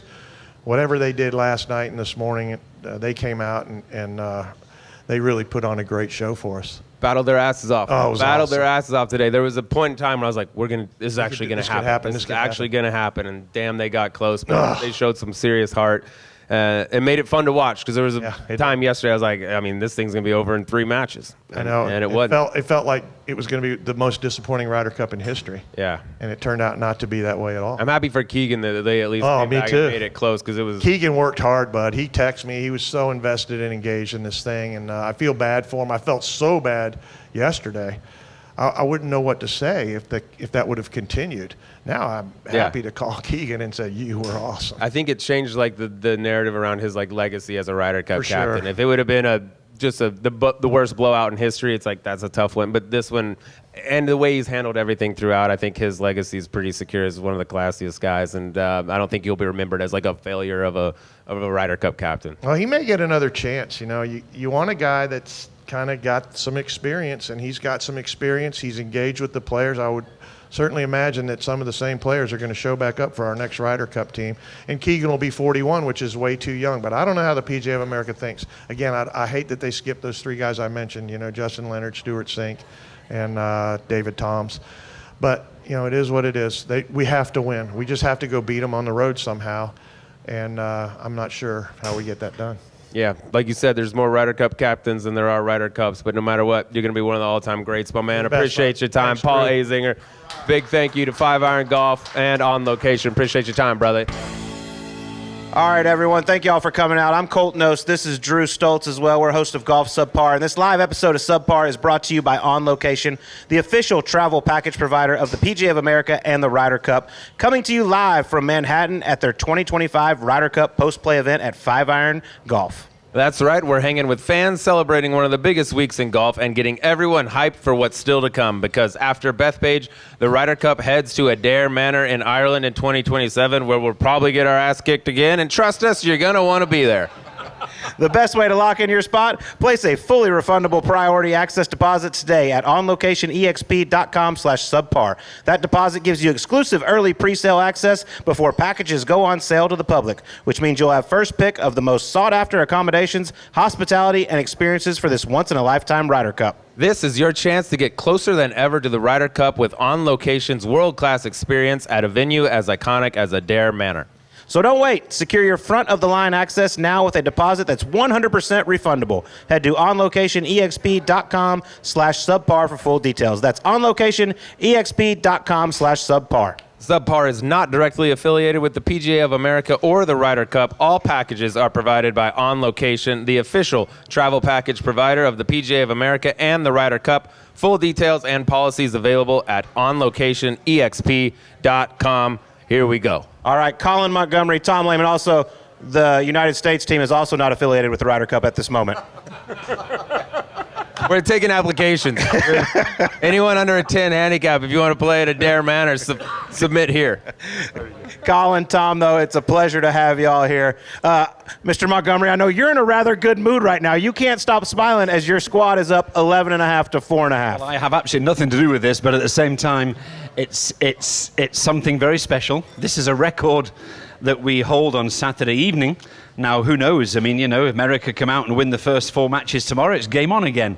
If not, it could finish quite early, which is incredible to think that we've been trying to win away since 2012, and Rory's been saying for a number of years how difficult it is, and his one last objective in the game of golf is to win away from home, and it seems to have come to fruition this week. Yeah. Yeah, and Tom, we were speaking here before we came on, and it's like, yeah, maybe the U.S. hasn't had their best stuff today, but at some point you got to just tip your cap and say this may be the best performance we've ever seen in a Ryder Cup, especially on foreign soil that we're seeing right now from Europe. Well, the European team has been no missteps. I mean, not one misstep that I can see the whole entire week so far. Just great ball striking, just really aggressive to the pins. I mean, just taking dead aim at every pin, knocking it close, making putts, and when the U.S. actually gets a little bit of momentum, they do something to just squash it. And that's what I've noticed, that they've just simply never allowed the U.S. team to get any momentum built at all. And the result is what you see. But I do think that from top to bottom, they probably have a little deeper team, and they're playing their best. The U.S. team is awfully good. They're not at their best, and this is what you get. And Monty, obviously, you played 8 Ryder Cups. You've played here, you've played at home. And let's be honest, you were one of the favorite targets of the American crowd, as was Rory McIlroy today. Just talk about what it's like to They play. love Monty. Come on, are you kidding me? Still love him. Yeah, but- right. But, it's obviously extremely difficult to play over here. But what's it like?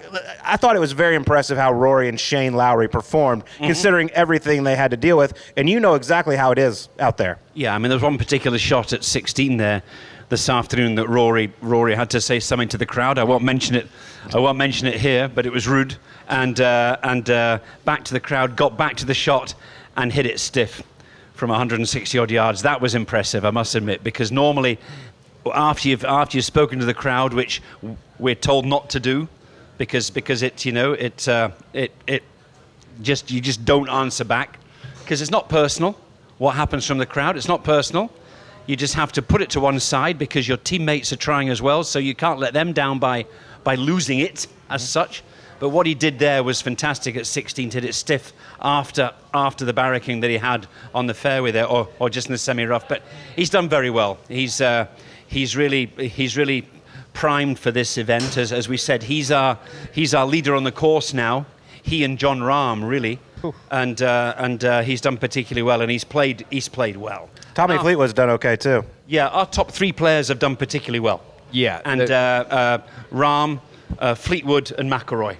We need that. And I was saying to Tom earlier on, the top 3 Americans haven't done as well. DeChambeau, Scheffler, and... Then who? And I don't know who else. That's their 2 guys. That's the 2. Now, Cam Young's been a bright spot? That says a lot, doesn't it? So when you think we're trying to say the top 3 Americans haven't done so well, and we've only got to 2. I mean, Patrick Cantlay's the other one that played every match so far. Patrick Cantlay's done very well, actually, because he came in here under pressure. He hasn't really been performing this year on tour the same as Patrick Cantlay can. He's done well. Cam Young was left out from the first Friday foursomes, but he's done very well as well. So when you think about a stopgap, hey, the floodgates are open. We need somebody to stop the bleeding.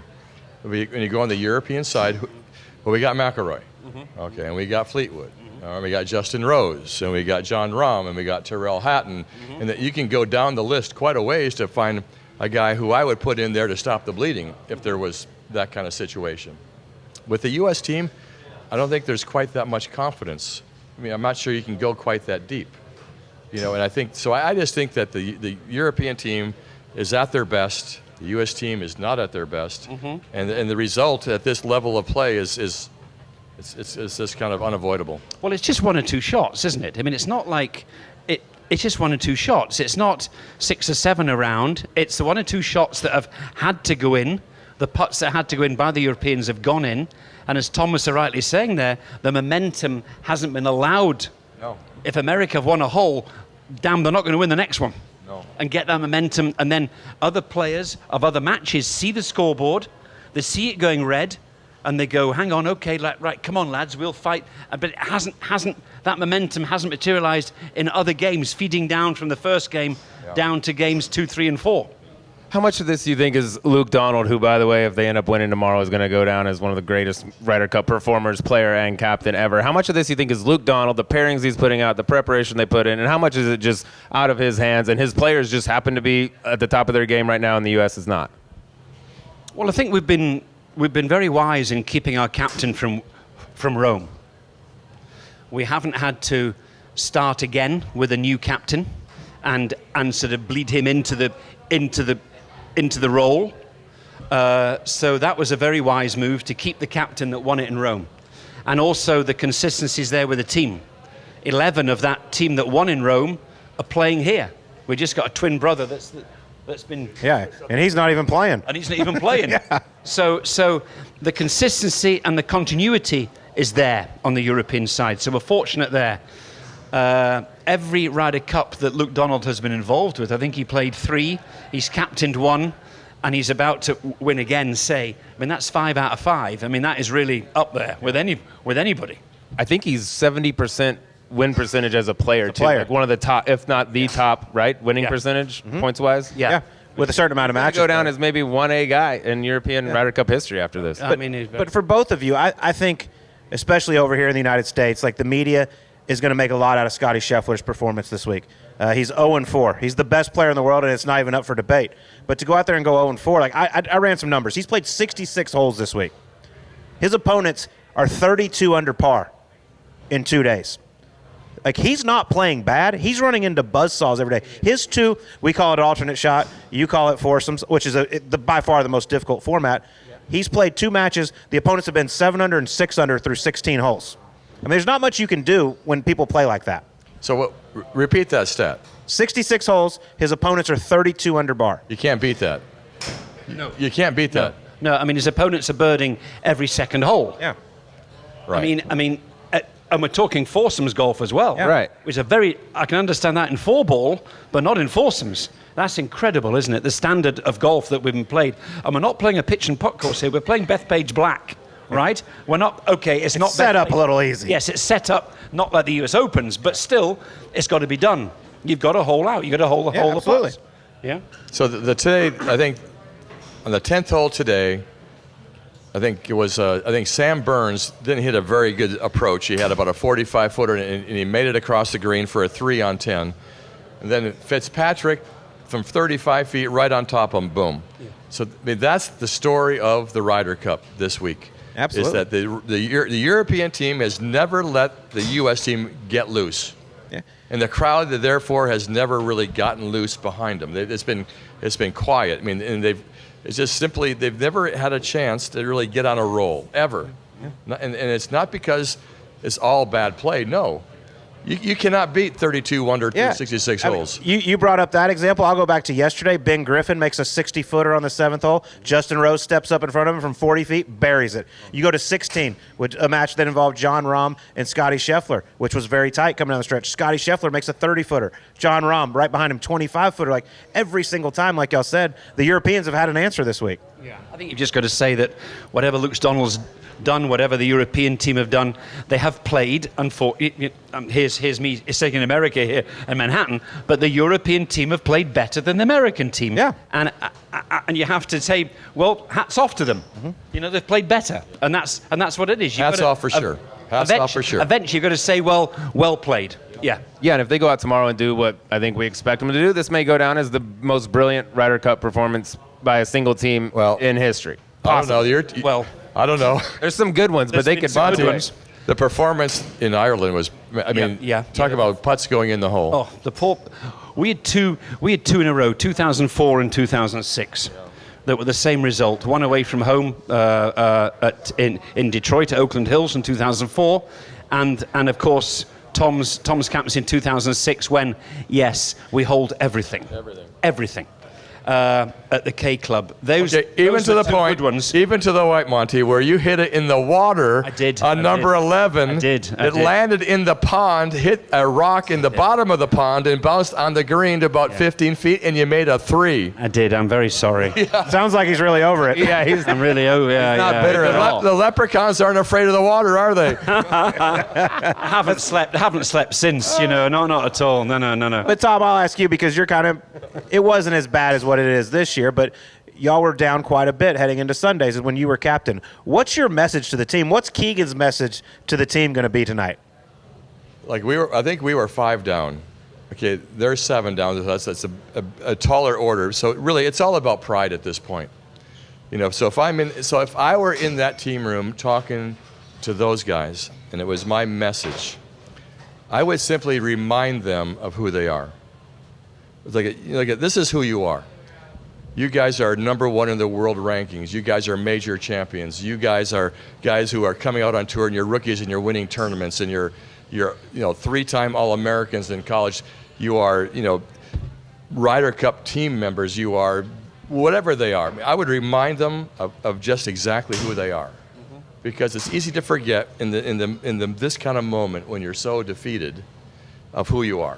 And I would remind them of who they are. So go out tomorrow, and I don't care how far behind you are, kick the shit out of somebody. Let's go. It's somebody in the mouth. Do something. It's somebody in the mouth. Did we get that on tape? Maybe we fire that over to the boys. Honestly, at this point in the deal, I feel like the thing I'm most sad about, honestly, is not the fact that we ran up against the buzzsaw in Europe, but Keegan Bradley's captaincy and what he's gone through, and the fact that he had a chance to be a player, passed it up, that he's been waiting on this opportunity. He was passed over in Rome. He lives and breathes this event. Like, he wanted it more than anybody. No one will ever question his passion, and now here he goes out there, ball's out of his hands, and all of a sudden it goes this way. I think that's the toughest pill to swallow on the American side. Yes, it's been difficult, but I'd go back to Tom. As an ex-captain, what would you say to the team? I'd say to them, the American team, right, pride is number 1 at this stage. Go out and win the singles. Mm-hmm. Go and win the singles and give ourselves something to go with for the next President's Cup, for the next Ryder Cup. Go and win the singles. Don't allow Europe to win 5 sessions in a row, which has never, ever been done. Yeah. We'll always have the President's Right. Cup. Right. We got 364 we more know how to days. play that one. Exactly. Monty, I want to go back to your captaincy, which was at Celtic Manor. And it was a tight one. 14.5, 13.5. Came down to the last match. Graham McDowell, Hunter Mahan. For you, having no control, you don't have a club in your hand, and you've won a gazillion tournaments, contended at all the majors. Where does those nerves rank in your career? Oh, that was as good as it gets. Yeah. That was as good as it gets. I had a reasonable Ryder Cup career playing, and I didn't want to sort of Reasonable. go out. 23.5 points, by the way. Stop. Okay. Time out. Okay, well. Time out. Okay. Okay, right. Could you please rephrase that? Well, I can't. A reasonable Ryder Cup record, right? Fine. And you put yourself on the line. You do. And you lose control when you send. And Tom will feel the same. When you send your team out, whoever it might be in the foursomes or the four ball or the singles, you've sort of lost that control, haven't you, of those? And you just pray that they bring back something, or else it's a complete waste of 4.5 hours. You know, you want to bring back a point or half a point or whatever. And I'll never forget the first match I sent out, Lee Westwood with Martin Keimer, who just won at Whistling Straits, the 2010 PGA. And I'd lost control immediately. 10 yards off the tee, I'd lost control. Now, I'm not saying I'm a control freak, but I would much rather be doing it myself. Yeah. Even not as good as them. I'd much rather do it because then you've got some sort of control, you know, partly control. But it was a horrible feeling relying on someone else. Yes, they were better than I was, but you've still got to rely on them. And Graham did a great job. You know, he was US Open champion at the time at Pebble Beach. Mm-hmm. He was the Wales Open champion on that golf course. So that's why he was put number 12. He was disappointed when I told him I'd like you to go 12. He said, no. We'll be winning around number 6 or 7. Can you put me there? And I go, no, hang on. If things go horribly awry here, which they did, America came back at us as they do in the singles. Graham was there as the backup just in case, and it just worked out. Yeah. Wow, that's We were crazy. lucky. He wanted to go earlier. He did. Yeah. He did. He wanted to be the one to win it at number 6. He actually ended up the one to win it at number 12. Yeah. Yeah.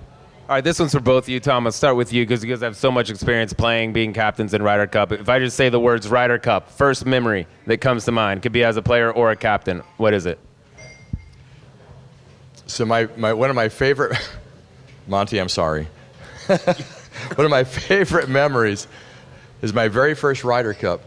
In the very first match, Corey Pavin and I played Nick Faldo and Colin Montgomery. And we went to 18. Okay, and your partner put you in the crap off the tee. He did.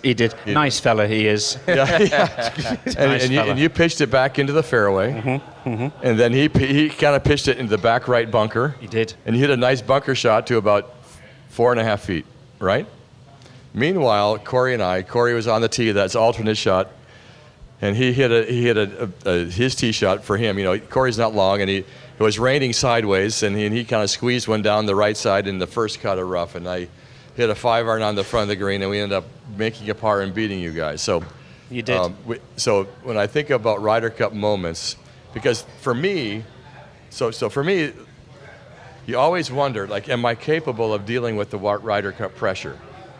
And there was no greater pressure than, at least to me, than being in my very first match against the best team from Europe, and having to hit a 5-iron in the rain to approach the green under pressure, and then I wanted Corey to move his ball because there was water puddling on the green. Hey, move the ball up to the left to the high ground so you have to putt through the puddle. And he didn't want to because he didn't want to have to, he was too nervous to actually hit a big breaking putt. So he hit it straight up the hill through the puddle and up to 5 feet short. Okay, and I had to clean up his mess. Attaboy. But you did it. And I made it. You did. So the only reason why I bring that up is that I think, and Monty would agree, is that there is no greater pressure than the Ryder Cup because you're not only playing for yourself, but for your teammates, for your country, and to kind of come through when you have to come through. It proves to yourself, hey, I'm tough enough to deal with this, and that's what that match did for me. Good for you. Yeah.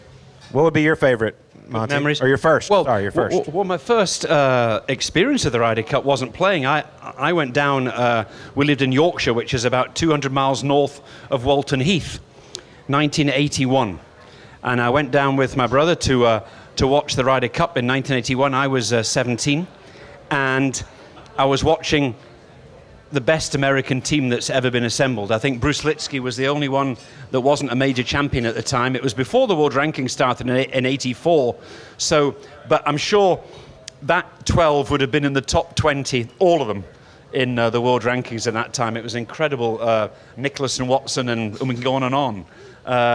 And it was an experience for me to think that, looking back on it, to think I ever got to the stage 10 years later of actually playing at Kiawah Island, 10 years later in 1991, myself.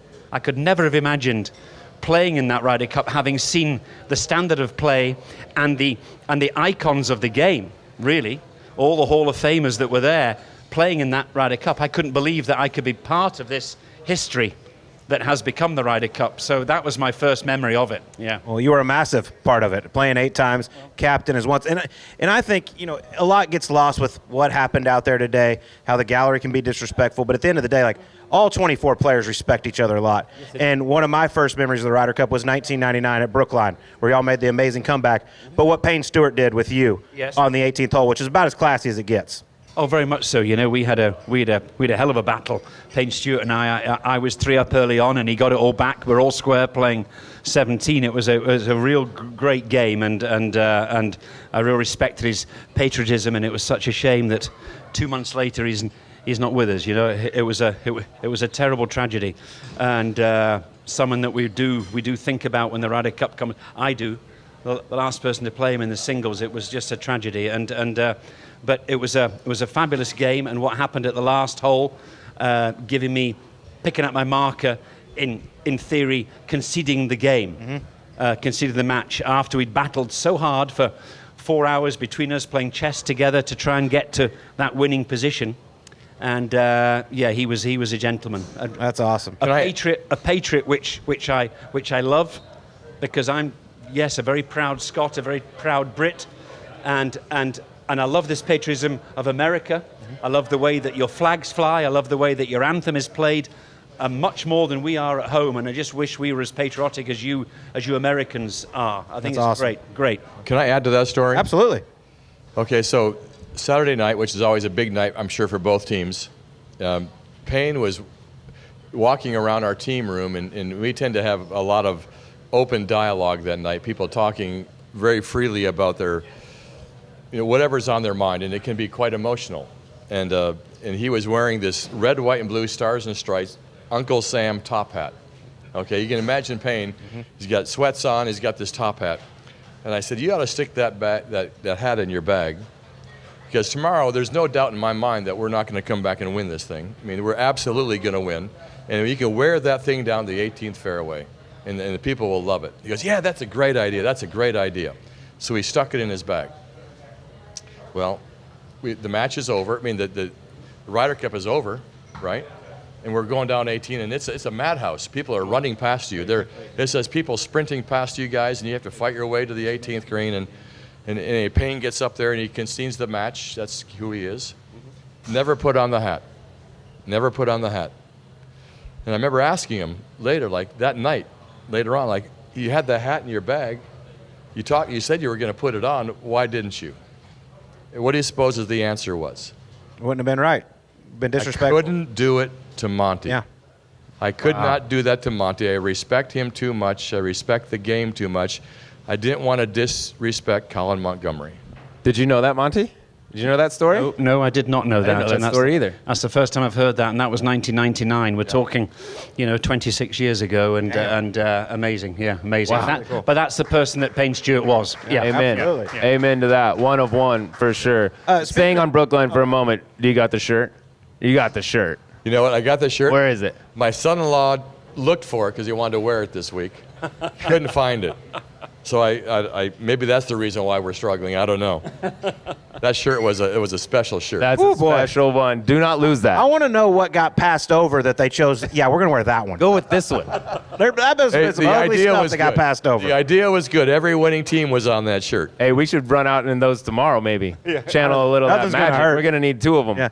Yeah. Speaking of stories, I don't think a lot of people know, and I just learned this a few months ago because we actually interviewed Hughes Norton, for those that don't know, the legendary sports agent, and shared a great story about you, actually, who, when you were kind of getting ready to figure out what you were going to do in your life, we're talking about becoming a sports agent. Yeah. And you showed up in an outing, I did.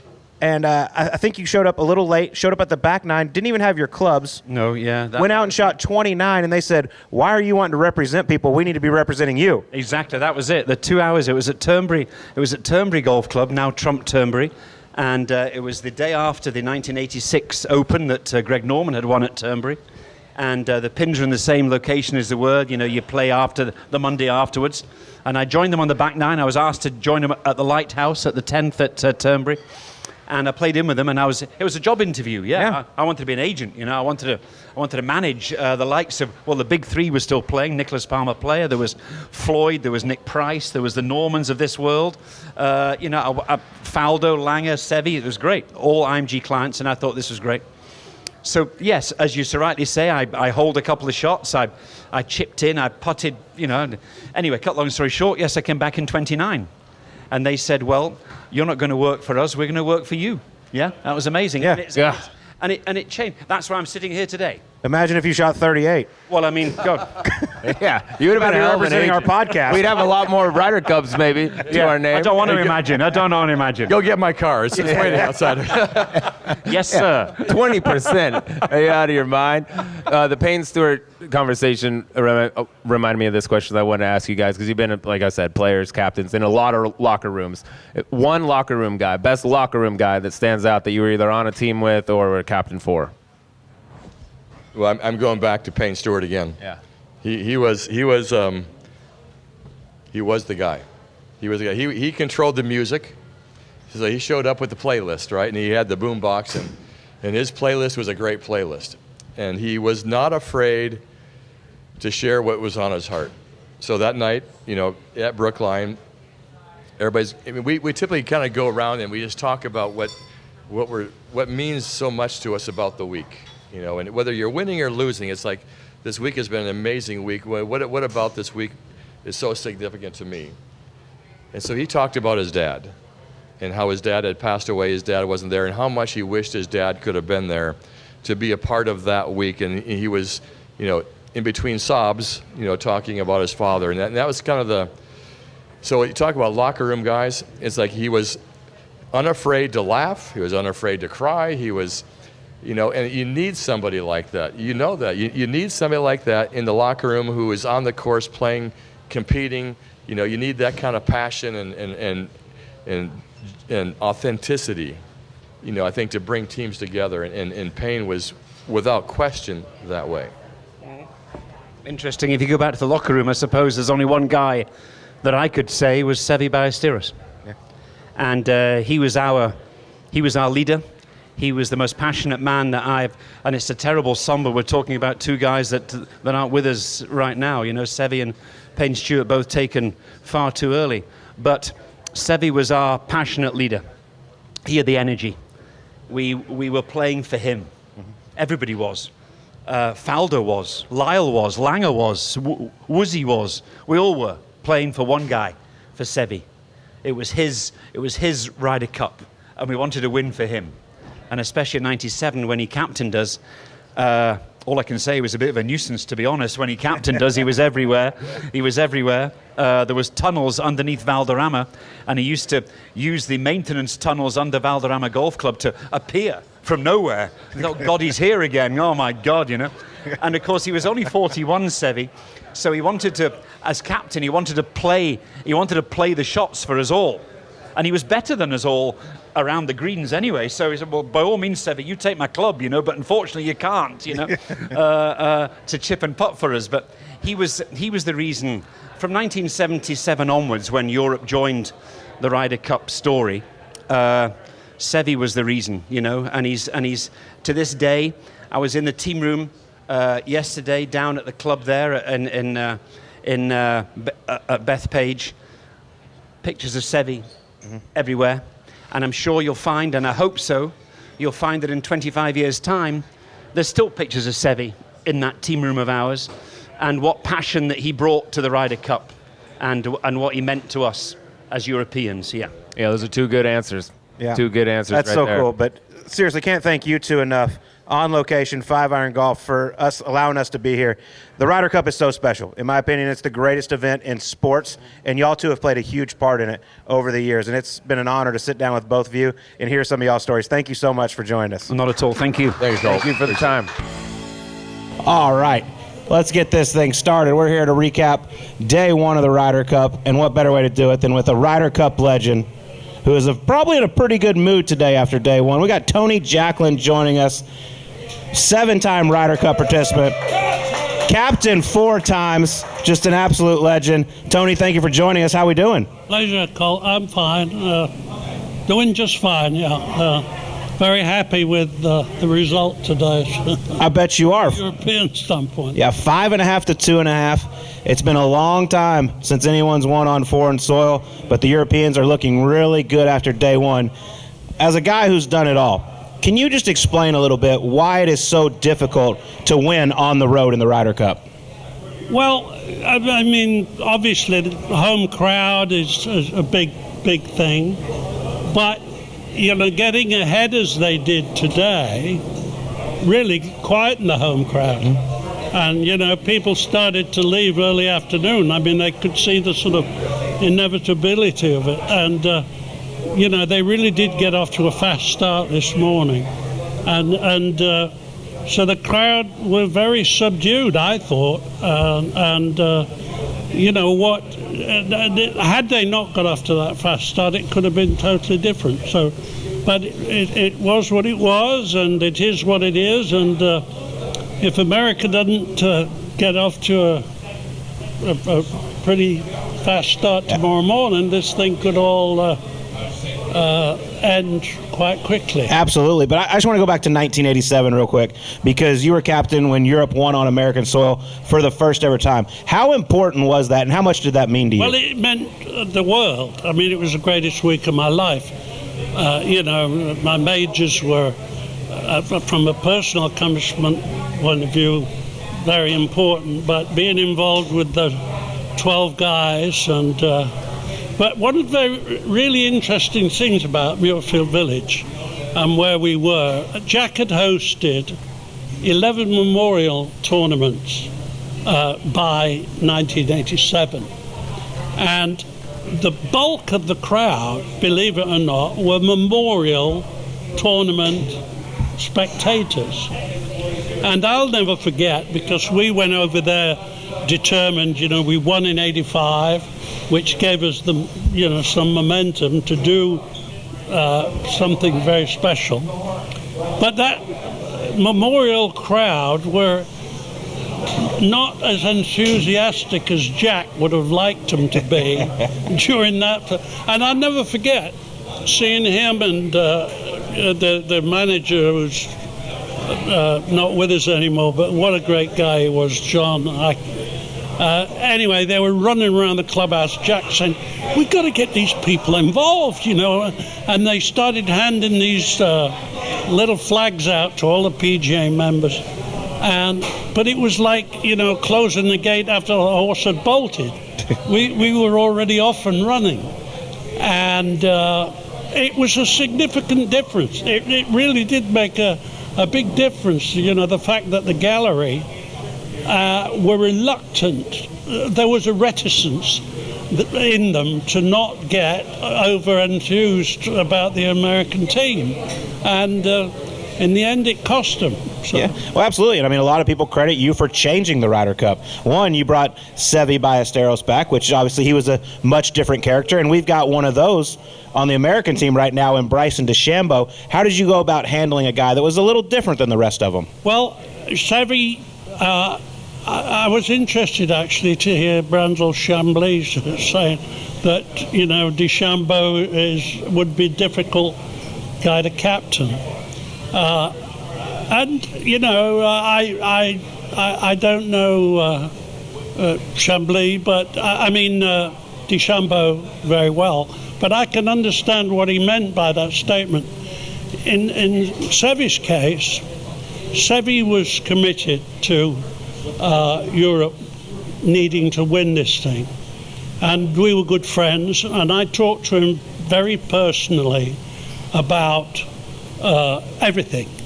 And he was totally committed, and he said, you know, whatever you say is fine.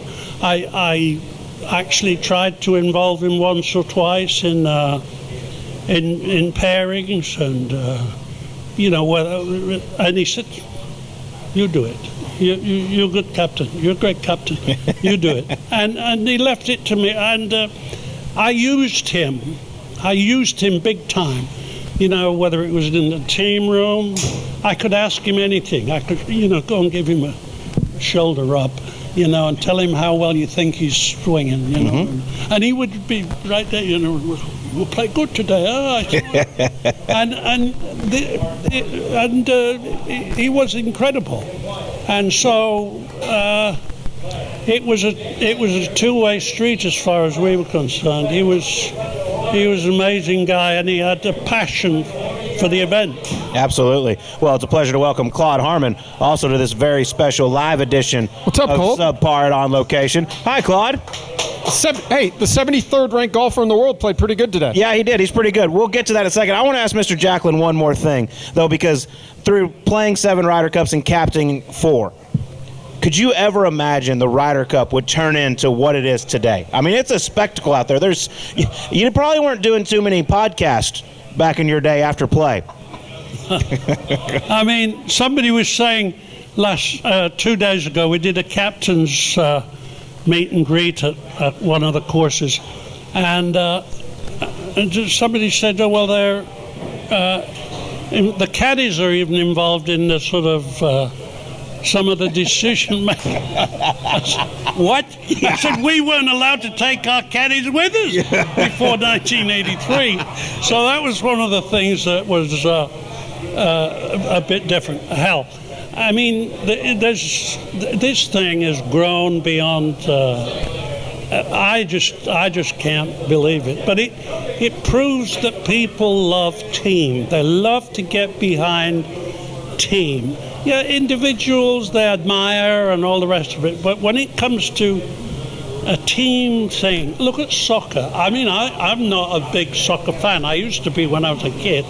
But I got to where the culture wasn't the right spot for me, what I wanted. But, you know, it's got so enormous in the UK, for example, now.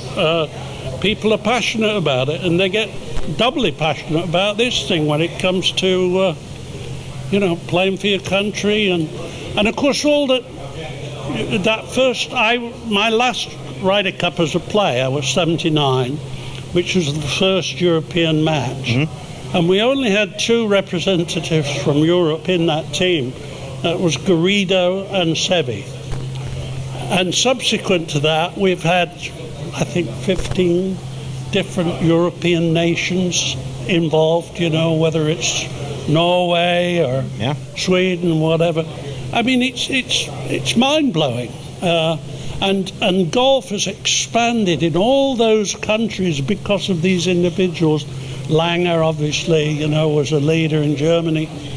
And the game has exploded across Europe since then, and because of these guys, and essentially because of this event. Yeah, I mean, the Ryder Cup is just so special. It's the greatest event in golf, in my opinion. And you mentioned the home crowd and everybody that's out there. I'm going to challenge these American people from New York City. We got to get a little rowdier tomorrow. I thought they took it pretty easy on the Europeans today. Maybe start drinking a little earlier, guys. There towards the end, it got pretty good, Claude. I know you were out there, but they were pretty tame, I thought, early on. Yeah, I mean, well, they were tame because they were getting beat. Yeah, that's fair. Not much to cheer about, I guess. It was an interesting day. I mean, I think the great thing about the Ryder Cup, Colt, is we always see some amazing golf. We always see players make putts when they need to, make putts at the right time, and then the momentum shift this morning. I thought when John Rahm and Tyrrell Hatton, when they got out of position, I mean, that shot Rahm hit, and then the one Hatton hit off the pine straw and off that By the stick.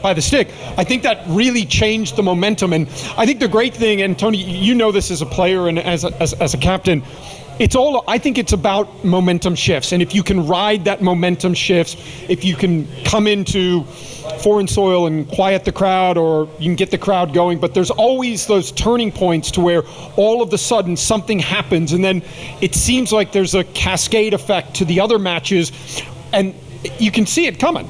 In '85, Craig Stadler missed a putt on the last hole this long. Well, why didn't your guy give it to him?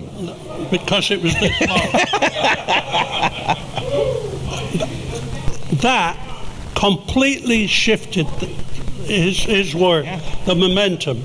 We never looked back after that. And I was with Seve when we saw it on TV. We weren't actually on the green, but Seve jumped in the air and said, "That's it, and it was absolutely the turning point." We never looked back. That was the first win for 30 years. I know that the cohesiveness of the European team is unbreakable. Absolutely. Well, And they're going to be really, really, really tough. there's no doubt about that. Well, Claude, I know you're probably thinking the same. I hope it gets a little bit closer tomorrow, so Sunday's fun. But, Claude, thank you so much for coming out. Tony, it's been an absolute pleasure and an honor, my man. Thank you so much for joining us. And thank you all for coming out. All right, what a week it was at the Ryder Cup. Shout out to On Location, 5 Iron Golf for having us out. Those interviews, fantastic. I know they're short. Wish we could spend some more time with them. Azinger, all-timer. Monty, by the way, you were one of those guys as an American, you never liked Monty growing up. You He's hated him, the guy actually. to hate. Yeah, because of the Ryder Cup. He is so awesome. I saw him do some TV a couple years ago. I was like, damn, he's really good at that. Like, really well-spoken, tells great stories. I love sitting down with him and Tom Lehman. He's the most misunderstood. He's the most polar opposite on course, off course guy you could think of. He's fun, and then Tom Lehman's great too. He's going to be in studio here in the coming weeks. We'll have him on as a guest full time, and we'll get into the weeds with him. Yeah, and Tony Jacklin. I mean, God, T-Jack, 81 years old, just what a a beast. wonderful human. What a beast, huh? Love him. But that was a lot of fun. You want to gamble a little? Tony? No, do you want to right now? Oh, do I want to gamble? I don't know if Tony wants to Do you gamble. like I want to gambling? gamble. Let's gamble. I like to gamble. All right, make sure you download the Fanatics Sportsbook app. Follow along with us. We had a very nice week at the Ryder Cup. But this week, we're on to the Sanderson Farm Championship, the second event of the fall How series. many Ryder on the Cuppers PGA are Tour. playing? I'm going to go 0. There's actually 4, I believe, playing over at the Dunhill. No shit. Yeah. That's unbelievable. I mean, Yeah. I guess maybe it's like a victory lap. Actually, Rasmus Højgaard is teeing it up this week at the Sanderson Farms. Erasmus is? Oh, God. Yeah. Put him out as a single. Tyrrell Hatton, Matt Fitzpatrick. I can't remember, a couple others are definitely teeing it up at the Dunhill. That's crazy world, by the way. I showed Tyrrell Hatton hitting balls today. He's like, wonder if he's still hungover. I'm like, probably a pretty good chance. God bless him. All right, let's get to our picks. Once again, download that Fanatics Sportsbook app and follow along with us. We're going to do a little golf and football for you this week. Starting it off with the golf. The field's not that good, let's be honest. This man, he hasn't won yet on the PGA Tour. I think he's going to soon, but I damn sure think he should finish in the top 20, and you're getting plus 170 on it. Give me Alex Smalley. Okay. I like that. Yeah, this is a week to just swing for it. I'm going with a big return.